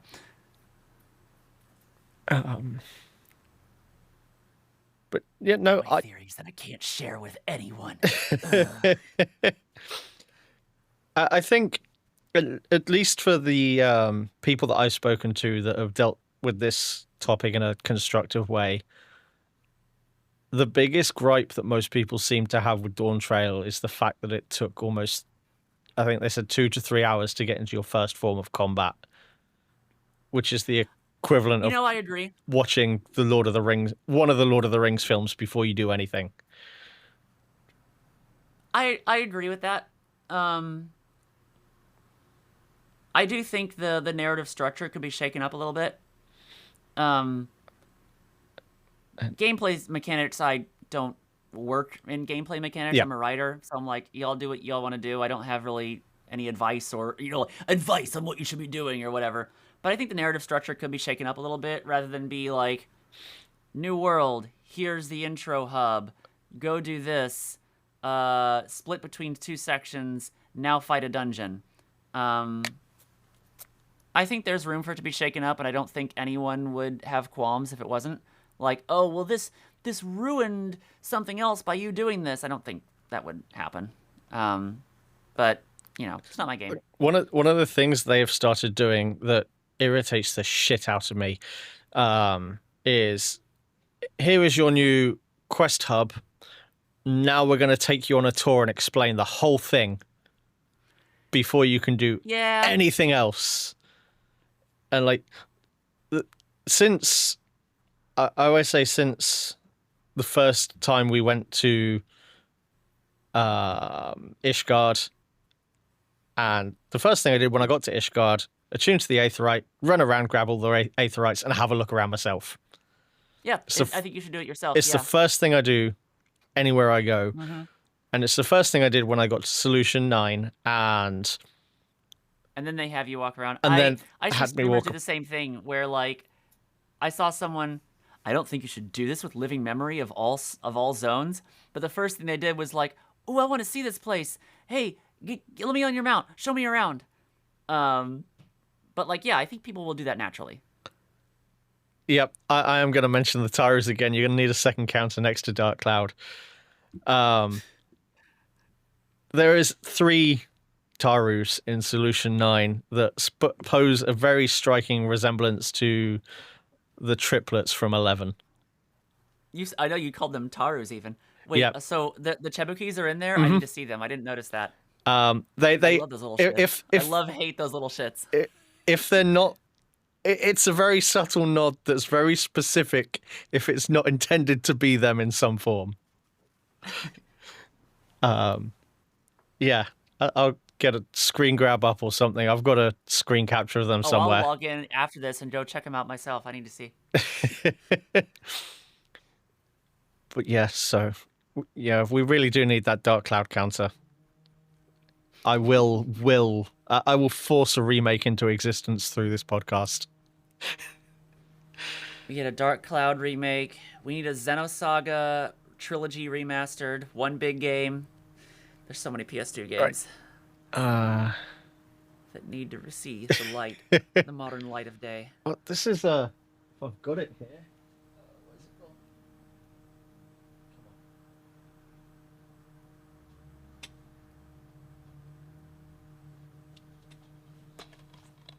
Have you played that? I have not played Jade Cocoon. No, I am aware of it. I did not play it. I think that came. I'm guessing that gonna came. I'm gonna see where that came out, and if it was the year I think it was, that explains exactly why. 2001. Oh, never mind. That was very early. Okay. So, speaking of RPGs and PlayStation 2 games, this threw me off the other day. Threw me for a loop. I was watching a video of like the best PlayStation 2 game RPGs that you need to play. Jak and Daxter landed on it. That's not an RPG. I'd class that as a platformer. That's a platformer. That's even like I'm squarely in camp. Ocarina of Time is not an RPG, but Jak and Daxter. I can see the argument. Jak and Daxter is not an RPG. That is more Banjo-Kazooie than it is RPG. Oh. Yes. It's bizarre. Like, I know at this point games are all sort of blurring into one that it's really difficult to try and narrow down. There was I think the problem with that is genre and medium have been merged into just genre in video games. Yeah. Like action adventure, platformer, first person shooter are not genres; those are mediums. Well, sorry, action or not action adventure. Then like fantasy, adventure, sci-fi, those are genres. Yeah, I think at this point everything could be. RPG is like RPG should be a genre, but it's a medium. You know what I mean? Yeah. The classification system we have is just it's messed up. I think everything would be probably more easily explained with Venn diagrams these days because everything overlaps. Yep.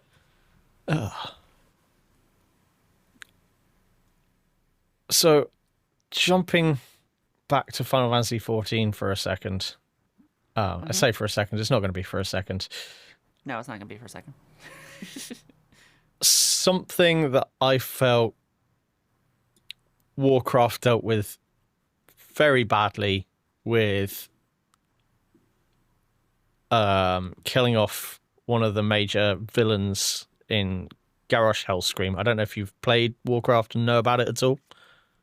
I know more or less the story. I've done my research because I've applied for jobs at Blizzard so many times, never gotten an interview.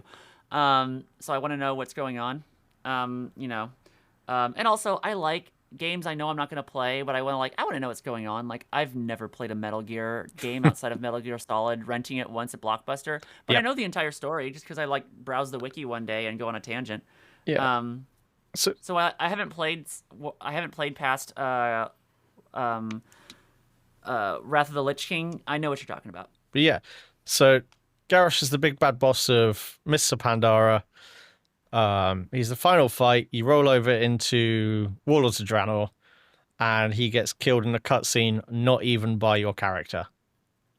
It's a very and the whole story between fighting him as the last boss in the raid and then him appearing in Draenor was in a book, which I don't have an issue with that. That's a great way to get some extra story for those who like it, get the lore done.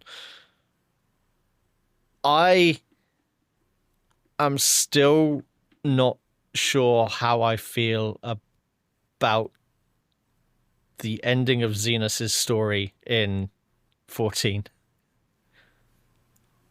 I mean, he got what he wanted. It just felt so anticlimactic to me. Wait, what? It's the final boss. How is it anticlimactic? It's just like I don't know.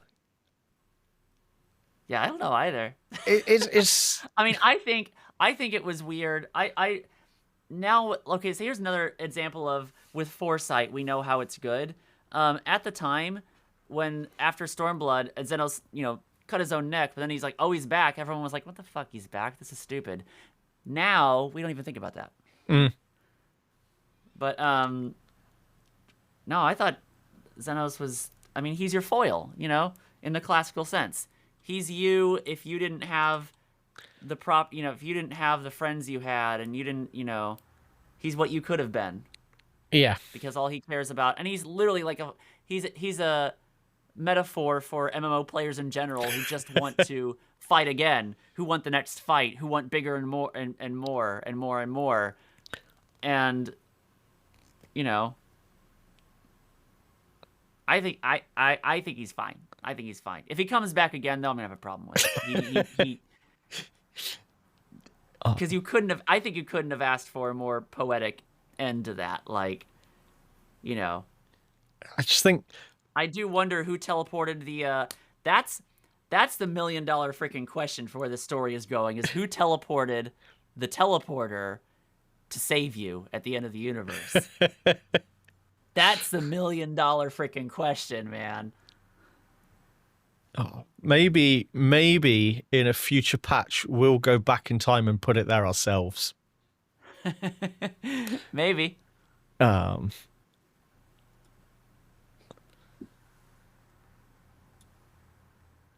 Yeah, we haven't done Wings of the Goddess in 14 yet. It has to come. That is true. Oh yeah, our time travel. Well, no, we time traveled back to Elpis,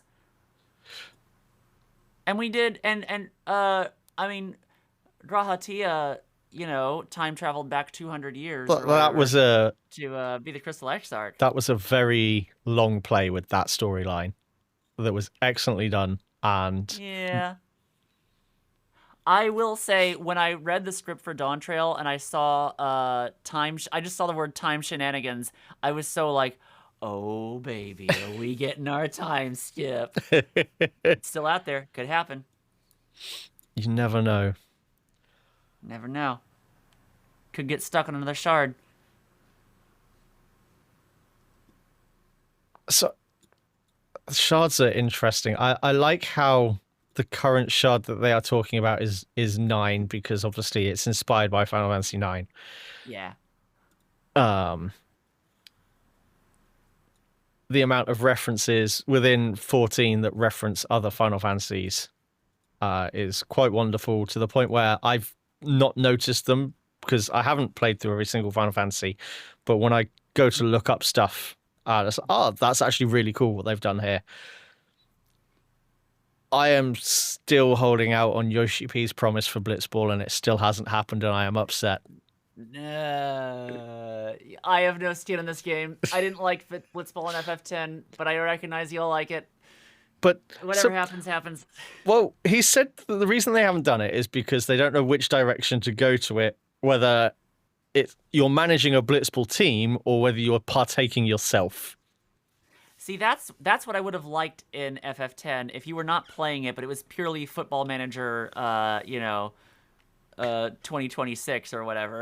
If it's Uma Musume, like. But are there any other elements or mini games from any other Final Fantasies that haven't made it into 14 that you would like to see in 14? Does possible future jobs count in that?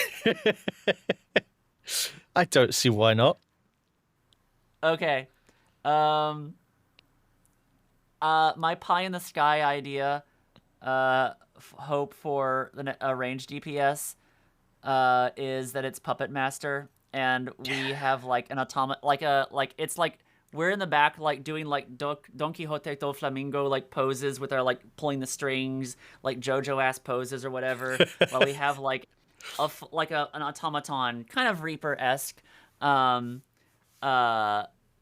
kind of like Reaper, where they have their avatar, but you've got like this automaton up there doing all the fighting while you're in the back like posing and whatnot. I think that would be a good implementation. Kind of like shadow boxing. Kind of like, but like, do you watch One Piece? Do you know who I'm talking about? I have not seen One Piece, unfortunately. Okay. His whole power is he ate the string fruit, so he can like manipulate strings, which is like, he uses that to like manipulate people or whatever, and he does like kind of like, he just sits there and like does weird, puppet master stuff. And I feel like that could be like, it would be ranged because you're in the back. You can move wherever you want while you have this puppet attacking them up there. That's not like an actual pet. It's just flashy animations. I just really like Puppet Master, man. I understand that thoroughly. What about a Final Fantasy character? Because we've had Fran. There's been other references to other ones. We've had. I would say Ferris from FF5 just because I love them, but I do feel like I'm gonna blank on his name. He's the dark-skinned guy in Limsa, one of the pirate captains. He hangs out. They've got that weird love, tsundere love relationship with the rough and tumble female pirate on the other side of town. Is it? I want to hold on. Let me look this up. Oh, nope. Is it? Coverling. Yep, that's the one I've just pulled up as well. Yeah. I feel like he's our Ferris analogy because he was like, he was an Ishgardian noble who left to become a pirate or whatever. And I'm like, all right, yeah. Maybe Ferris will show up in Occult Crescent. Maybe. I don't know. I do think 13 needs more love in there somehow. We had the lightning crossover, and that's it. I feel like 2, 10, and 13 need more love in this game. Because 3, we got Crystal Tower. 4, we got the Endwalker expansions. 5, we've got so much stuff. Thank you. 7, we actually don't have much, which is surprising. We have Materia and the weapons. And that's really it. The Gold Saucer. Oh, we have the Gold Saucer. That's right. I feel like Gold Saucer is kind of a catch-all for just all mini-games. Yeah. 8, we've got Eden. 9, we've got Dawntrail spoilers. 11, we've got tons of stuff because they love 11. 12, we've got all the Evil East stuff. Yeah, they should put Kamari in. They should put Kamari in. And get, was it John DiMaggio? DiMaggio who voiced Kamari? He was Waka. Waka. Oh, who was it? It's Kamari. He was the Forbidden Machina, yeah? I need to play 10 again. I love 10. Who voiced? This is throwing me off. I don't know. It was John DiMaggio. Oh, he voiced both of He them? voiced both of them. I guess that makes sense, because back in the day, you wanted to double up as much as you can to save costs. My knowledge is not completely useless.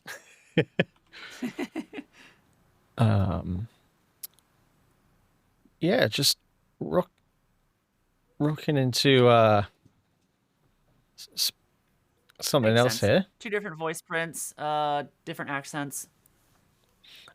He's got one I of them. keep telling him every time I go in, look, you got a crazy guy in there you need a voice for. Even maybe have him have a British accent. Would never know it's me. A raid boss? Give me a crazy raid boss, boy. Come on. See, I want it. that is something curious, and I don't know whether you'll be able to shed some light on this, even if you do or don't know. Who is the current? Hang on, let me get this right.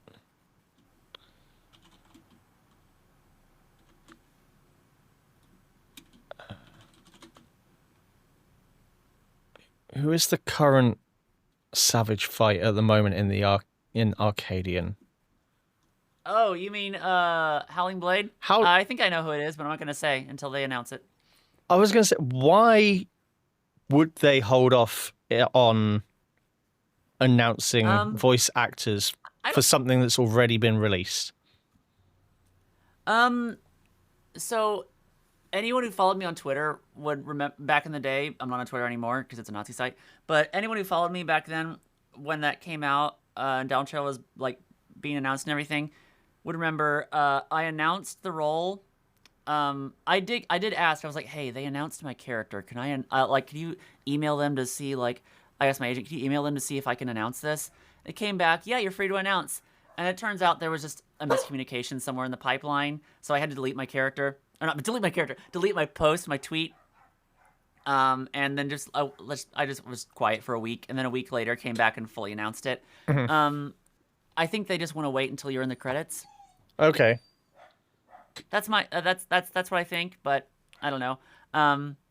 But also like some people have announced who they are, and it's like, who knows? I'm very happy with Square Enix and CBU3. There's some companies I will not name out there, who are so incredibly helicopter mom and strict with what you can do and what you can announce. You know, you can't announce this, and you have to say this, and you can only do this. You cannot retweet that.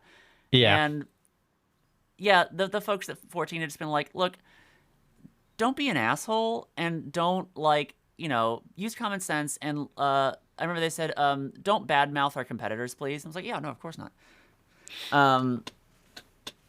But other than that, yeah. I don't think it's. I mean, maybe they did get a slap on the wrist. I don't know. It's not my business. See, I had two thoughts, and they stemmed solely from the initial voice line at the start of the fight. It doesn't quite match up with everything else, but both of these people have very, very versatile voices, and sometimes you're not able to tell it's even them. But a lot of people can do this style voice, so it's not necessarily exclusive to these two people. But the two people that popped into my head were Matt Mercer and Travis Willingham. I am 99% sure it is neither of them, because they did do a very through all of Dawntrail, they had a very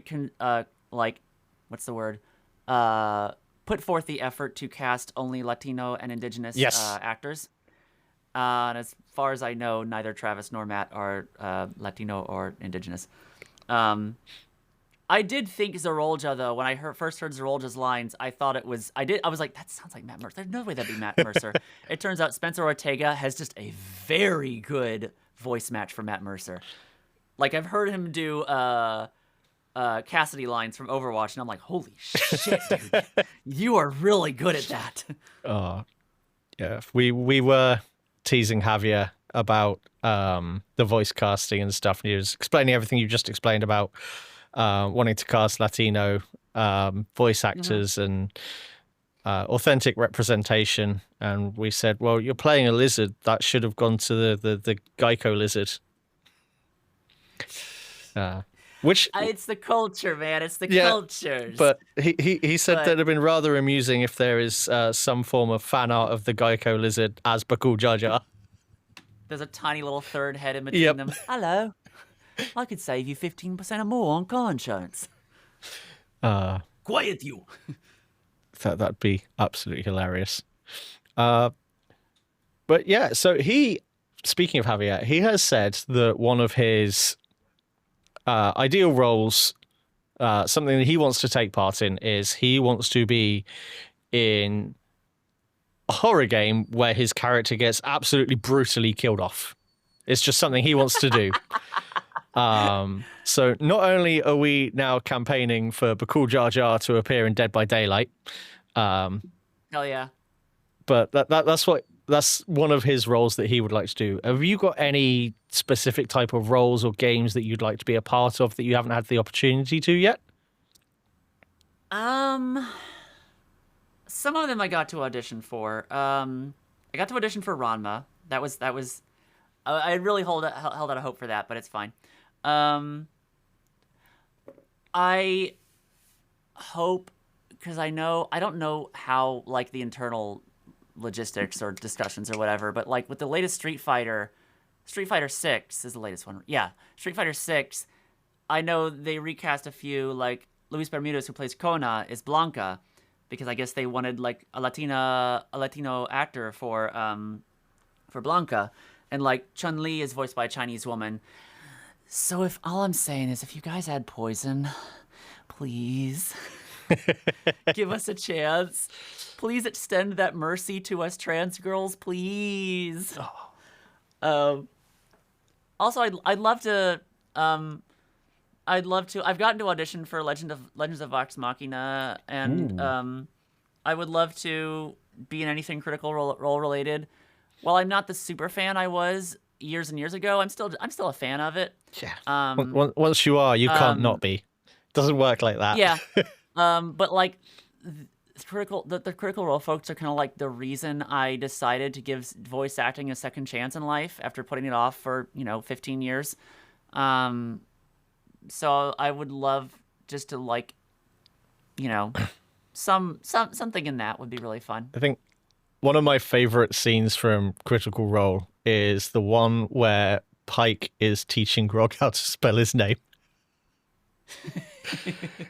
So I haven't watched all of Campaign 1. I haven't either. I know everything that happens in it. I was lucky that I caught it right when Campaign 2 started, so I didn't have a huge backlog to go through. Sorry.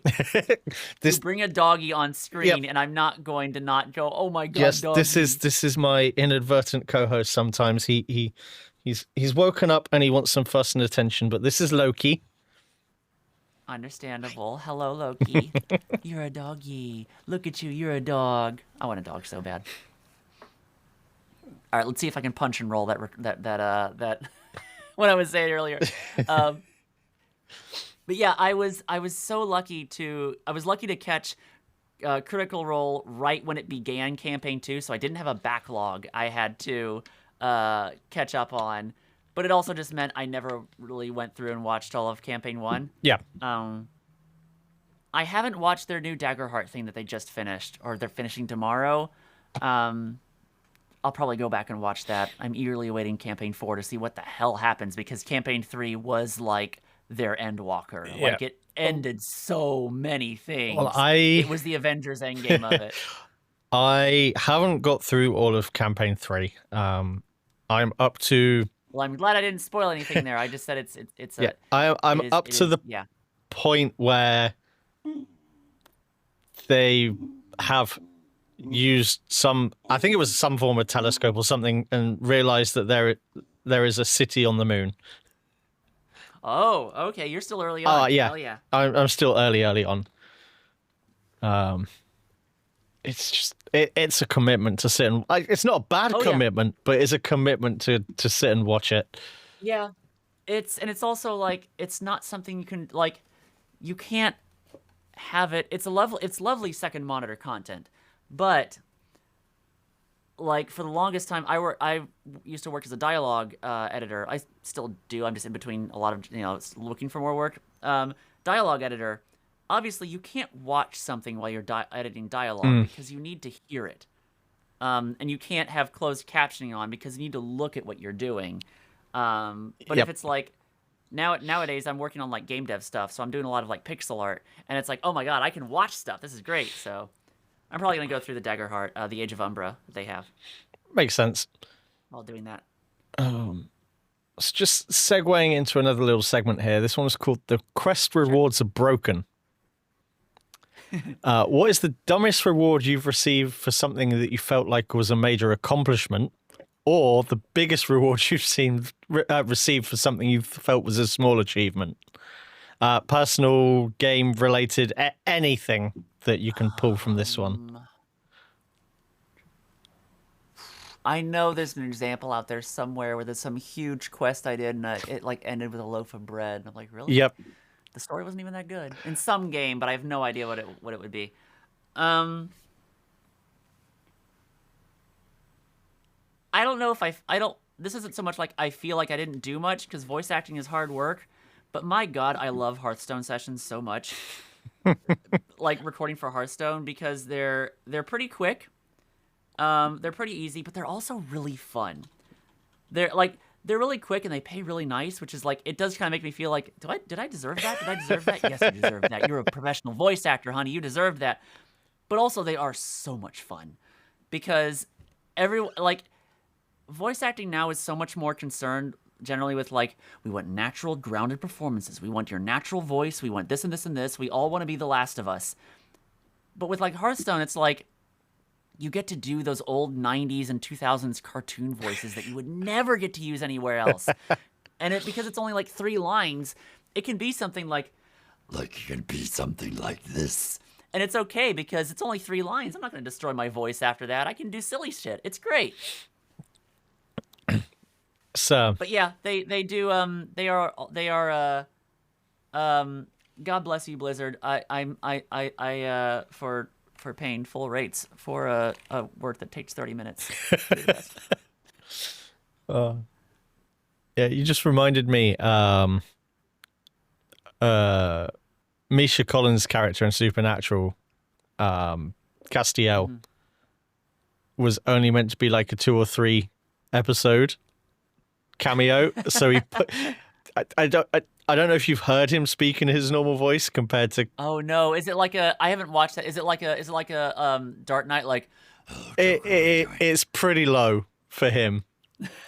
Oh no! And then he had to maintain it for like a further 10 seasons. It hasn't fucked his voice like it hasn't like Marge Simpson fucked his voice up, has it? No, he's. But still, I was shocked when I heard his normal voice. Oh no! Because he's like up here. It was quite funny. Yeah. God bless Julie Kavner. Just saying Marge Simpson made me think like Julie Kavner. I know you get paid good, but honey, please, for the sake of your voice.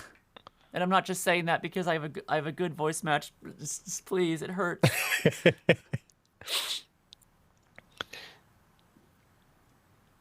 Oh. So, NPC date night. I don't know if you've seen any of those segments we've done before. If you could take any NPC or character from an RPG on MMO on a date, who would it be and where are you going?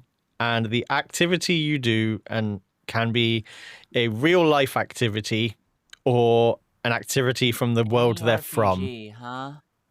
In any RPG. Yep. And it doesn't have to be. I mean, if it was 14, I would. If it was 14, I would say 0. Although I would die from her curry.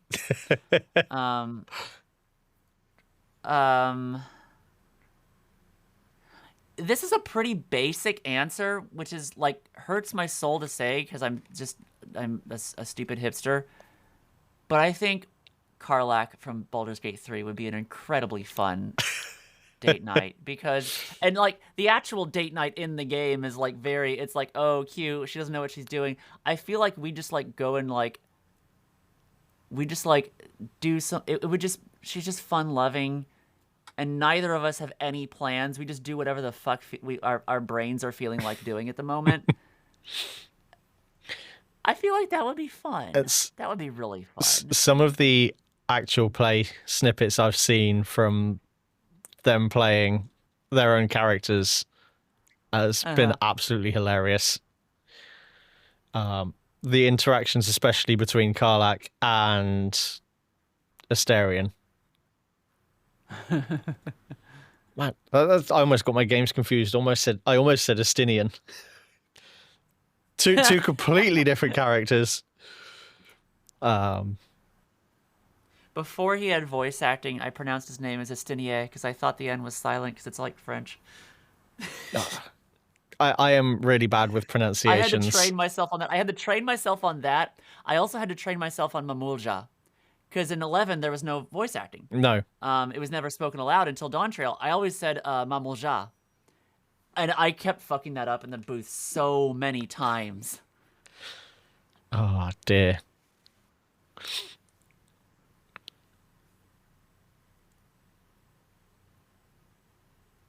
We all said Dynamis. Not me.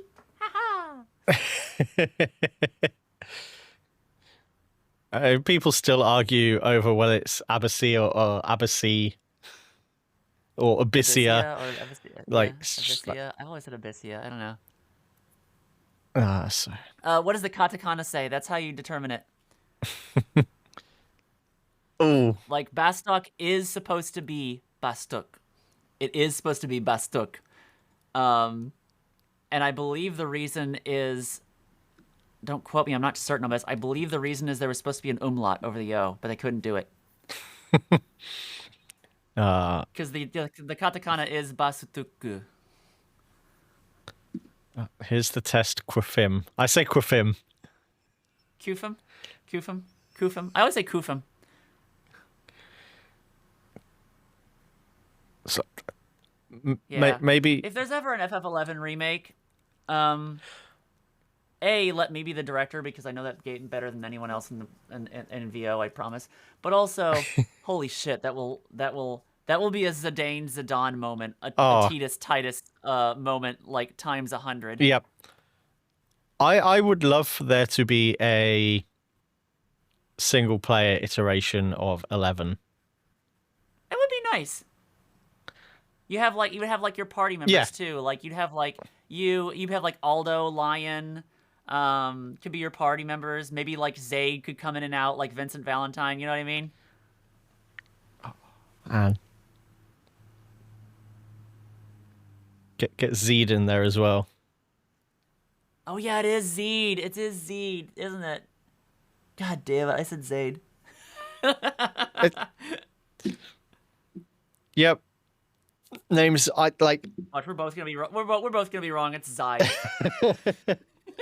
I am horrible with names. I pronounce them how I read them, and I don't always read them correctly to start off with. Yeah. Thankfully, I think Sandoria is what taught me how to pronounce French words. Oh man.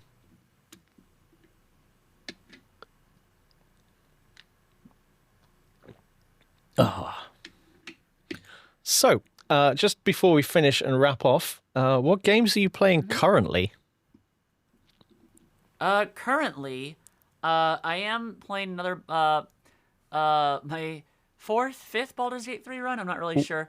Nice. My brother, me, my brother's girlfriend, and 3 of our friends. We're doing a 6-player honor our honor run mode.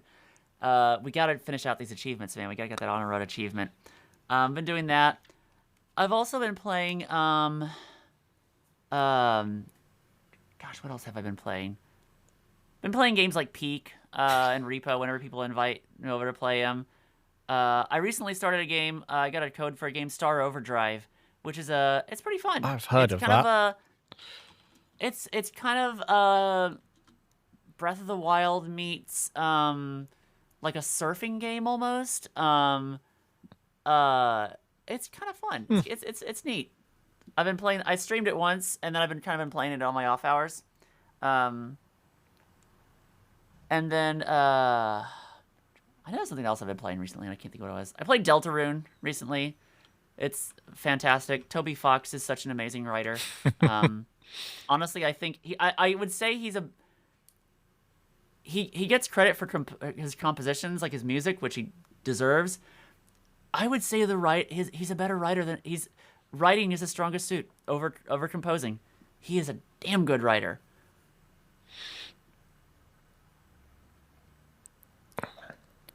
But yeah, there's a bunch of other games I've been meaning to play. I need to play 1000X Resist. I need to finish Final Fantasy XIV.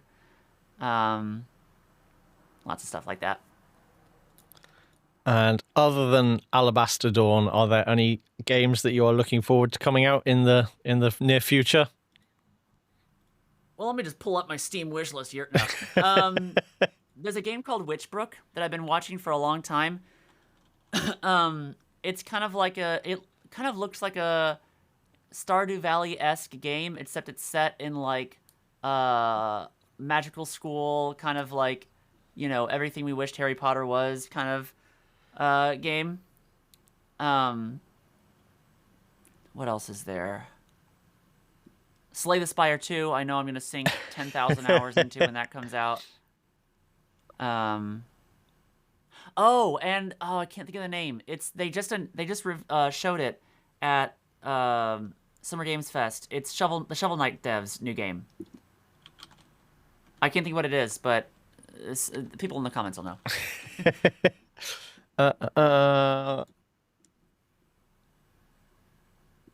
Shovel Knight announces sequel.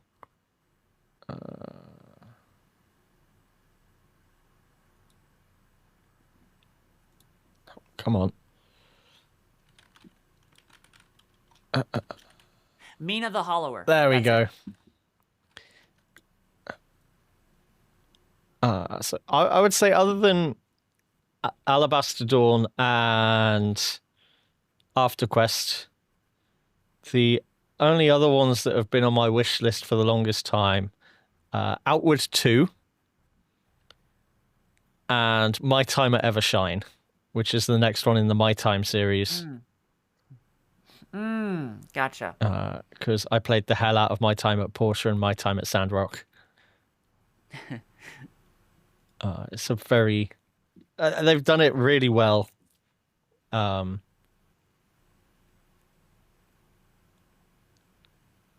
sitting here trying to think of AAA games, and I'm like, oh, I can't think of any. That's crazy. No, I don't think I've actually got any AAA games on my wish list at the moment. I really hope Western AAA bounces back, gets its shit in order, and figures out how to make games again, man. Skyblivion, of course. That would... Looking forward to that.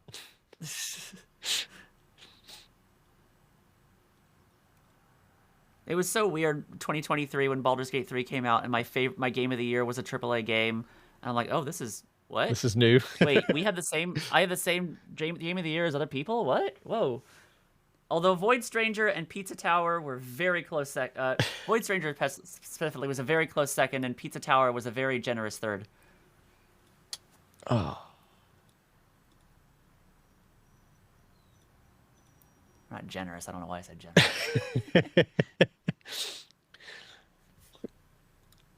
Yeah, most of my time actually I've been spent I've currently making my own I've been making video game pitches for a few years now and just sending them out to publishers and seeing what gets traction and what doesn't. But one recently I've been working on, I decided to mess around in Game Maker because I never used it before. I always use Unity.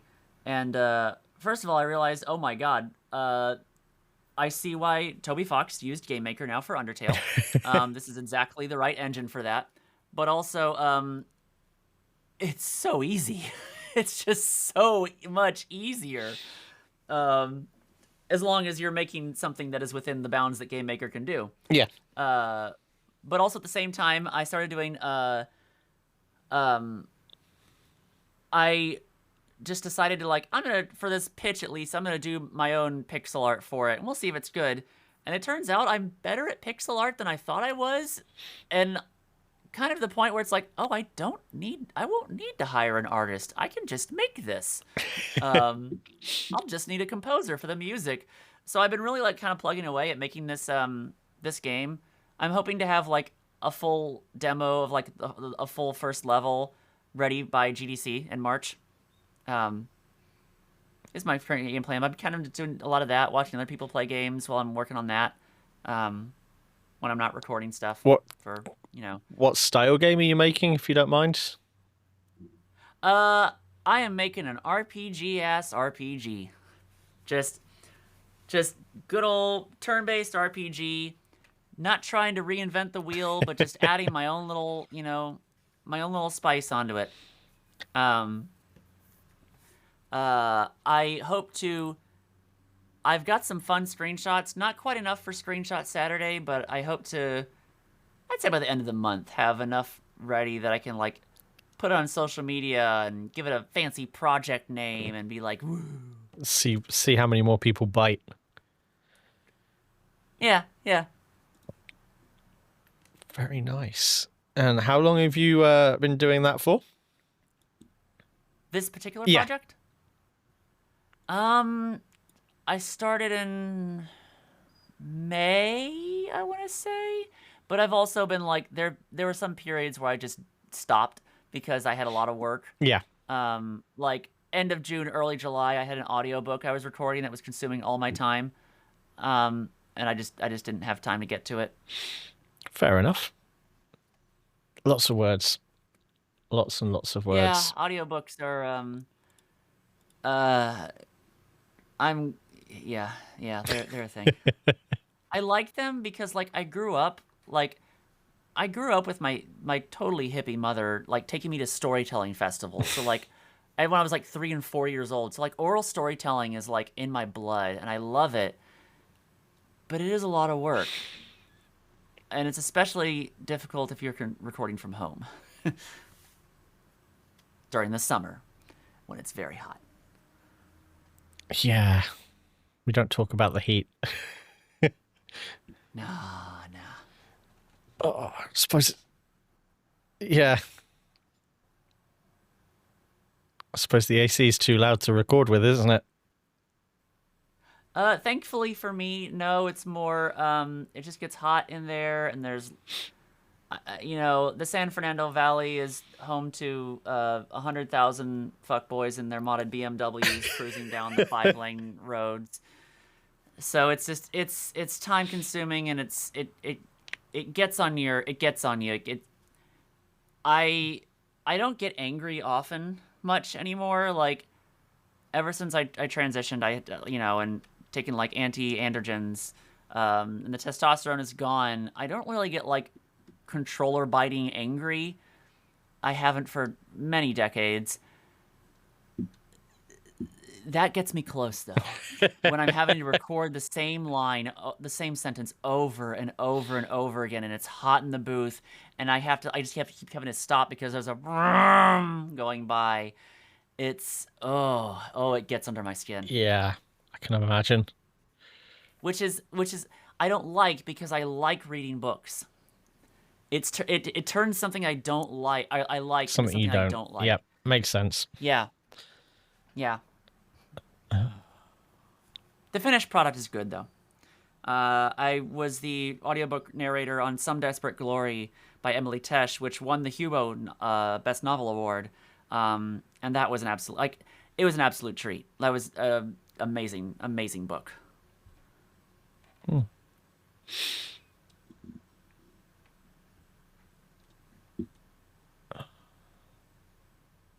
Have you... Sorry, I zoned out for a bit there.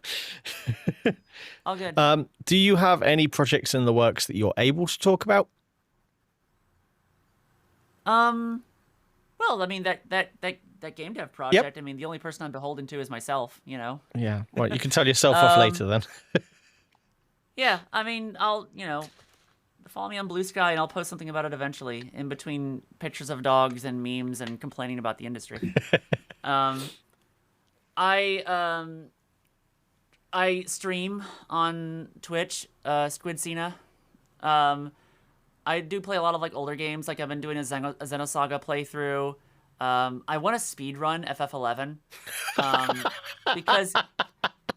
because creation to Shadow Lord is like 5 hours. And I'm like, that's doable. That's a stream. That's a single stream. I speed ran A Realm Reborn. It was a nightmare. The world record is 14 hours. It took me 20. I don't know if I'm going to do that again. So you gonna when you say speedrun 11,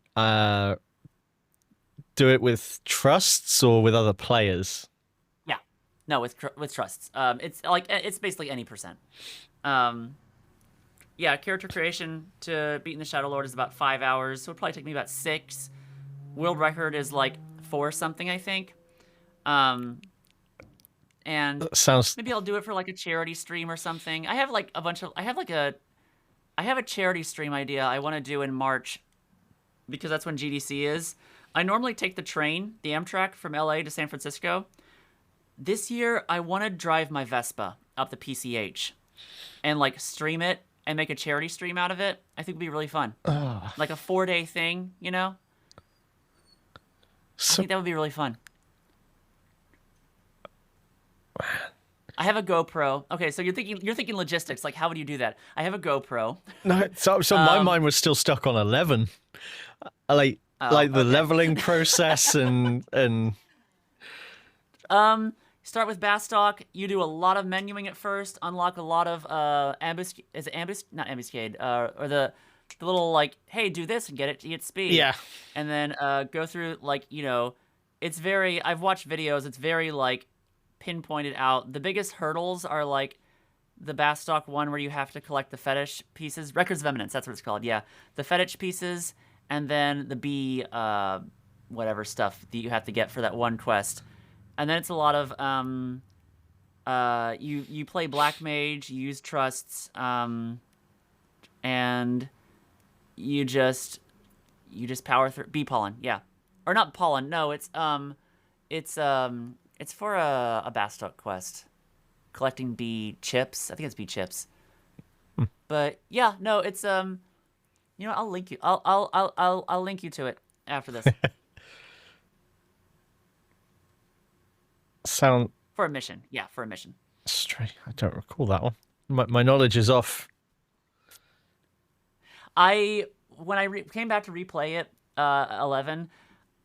My gold character was still there, but I logged in. I'm like, I don't remember what was going on or what my macros are all gone. I don't remember any. It's like I'm gonna make a new character.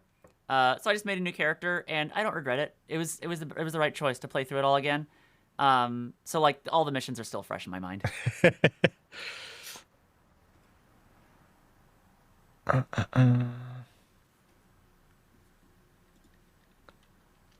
I do wonder.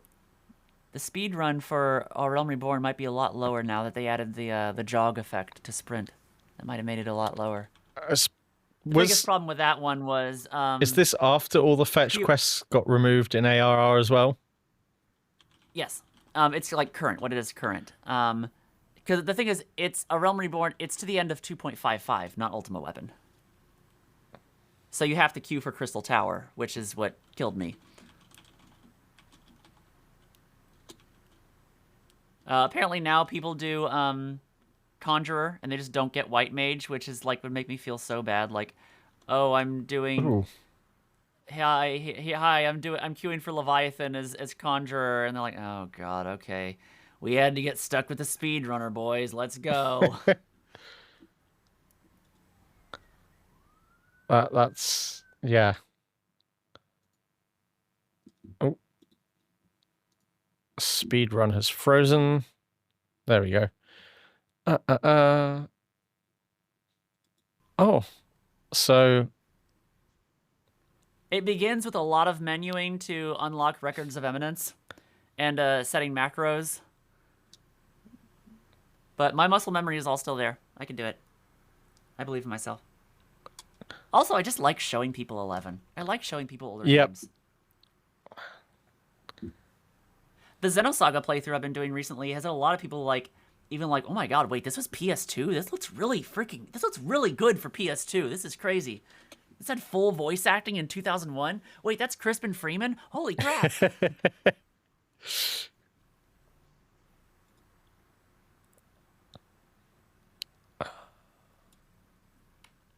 Okay, so starting nation in Bastok is a Shadow Lord solo.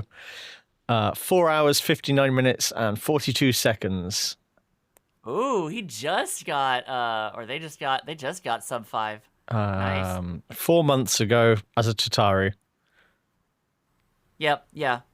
Tartaru, Black Mage. Yep. Sandiora is 5 hours, 35 minutes, and 57. And Windhurst is 11 hours, 35. So nobody. That makes sense because Winders has some nasty missions. Yeah. Doesn't it have that one where you have? Has a lot of running, and I think it has that one where you have to open the 3 mage gate, maybe. Oof. Wow.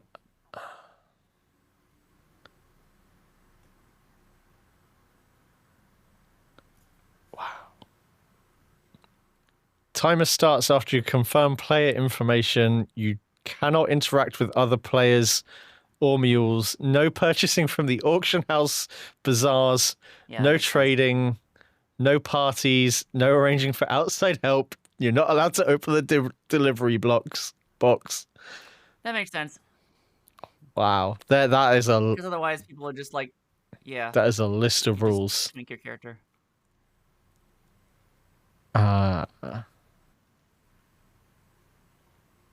You can totally cut this out, but it is getting close to time. I need to wrap up. No, that's absolutely fine. You just got.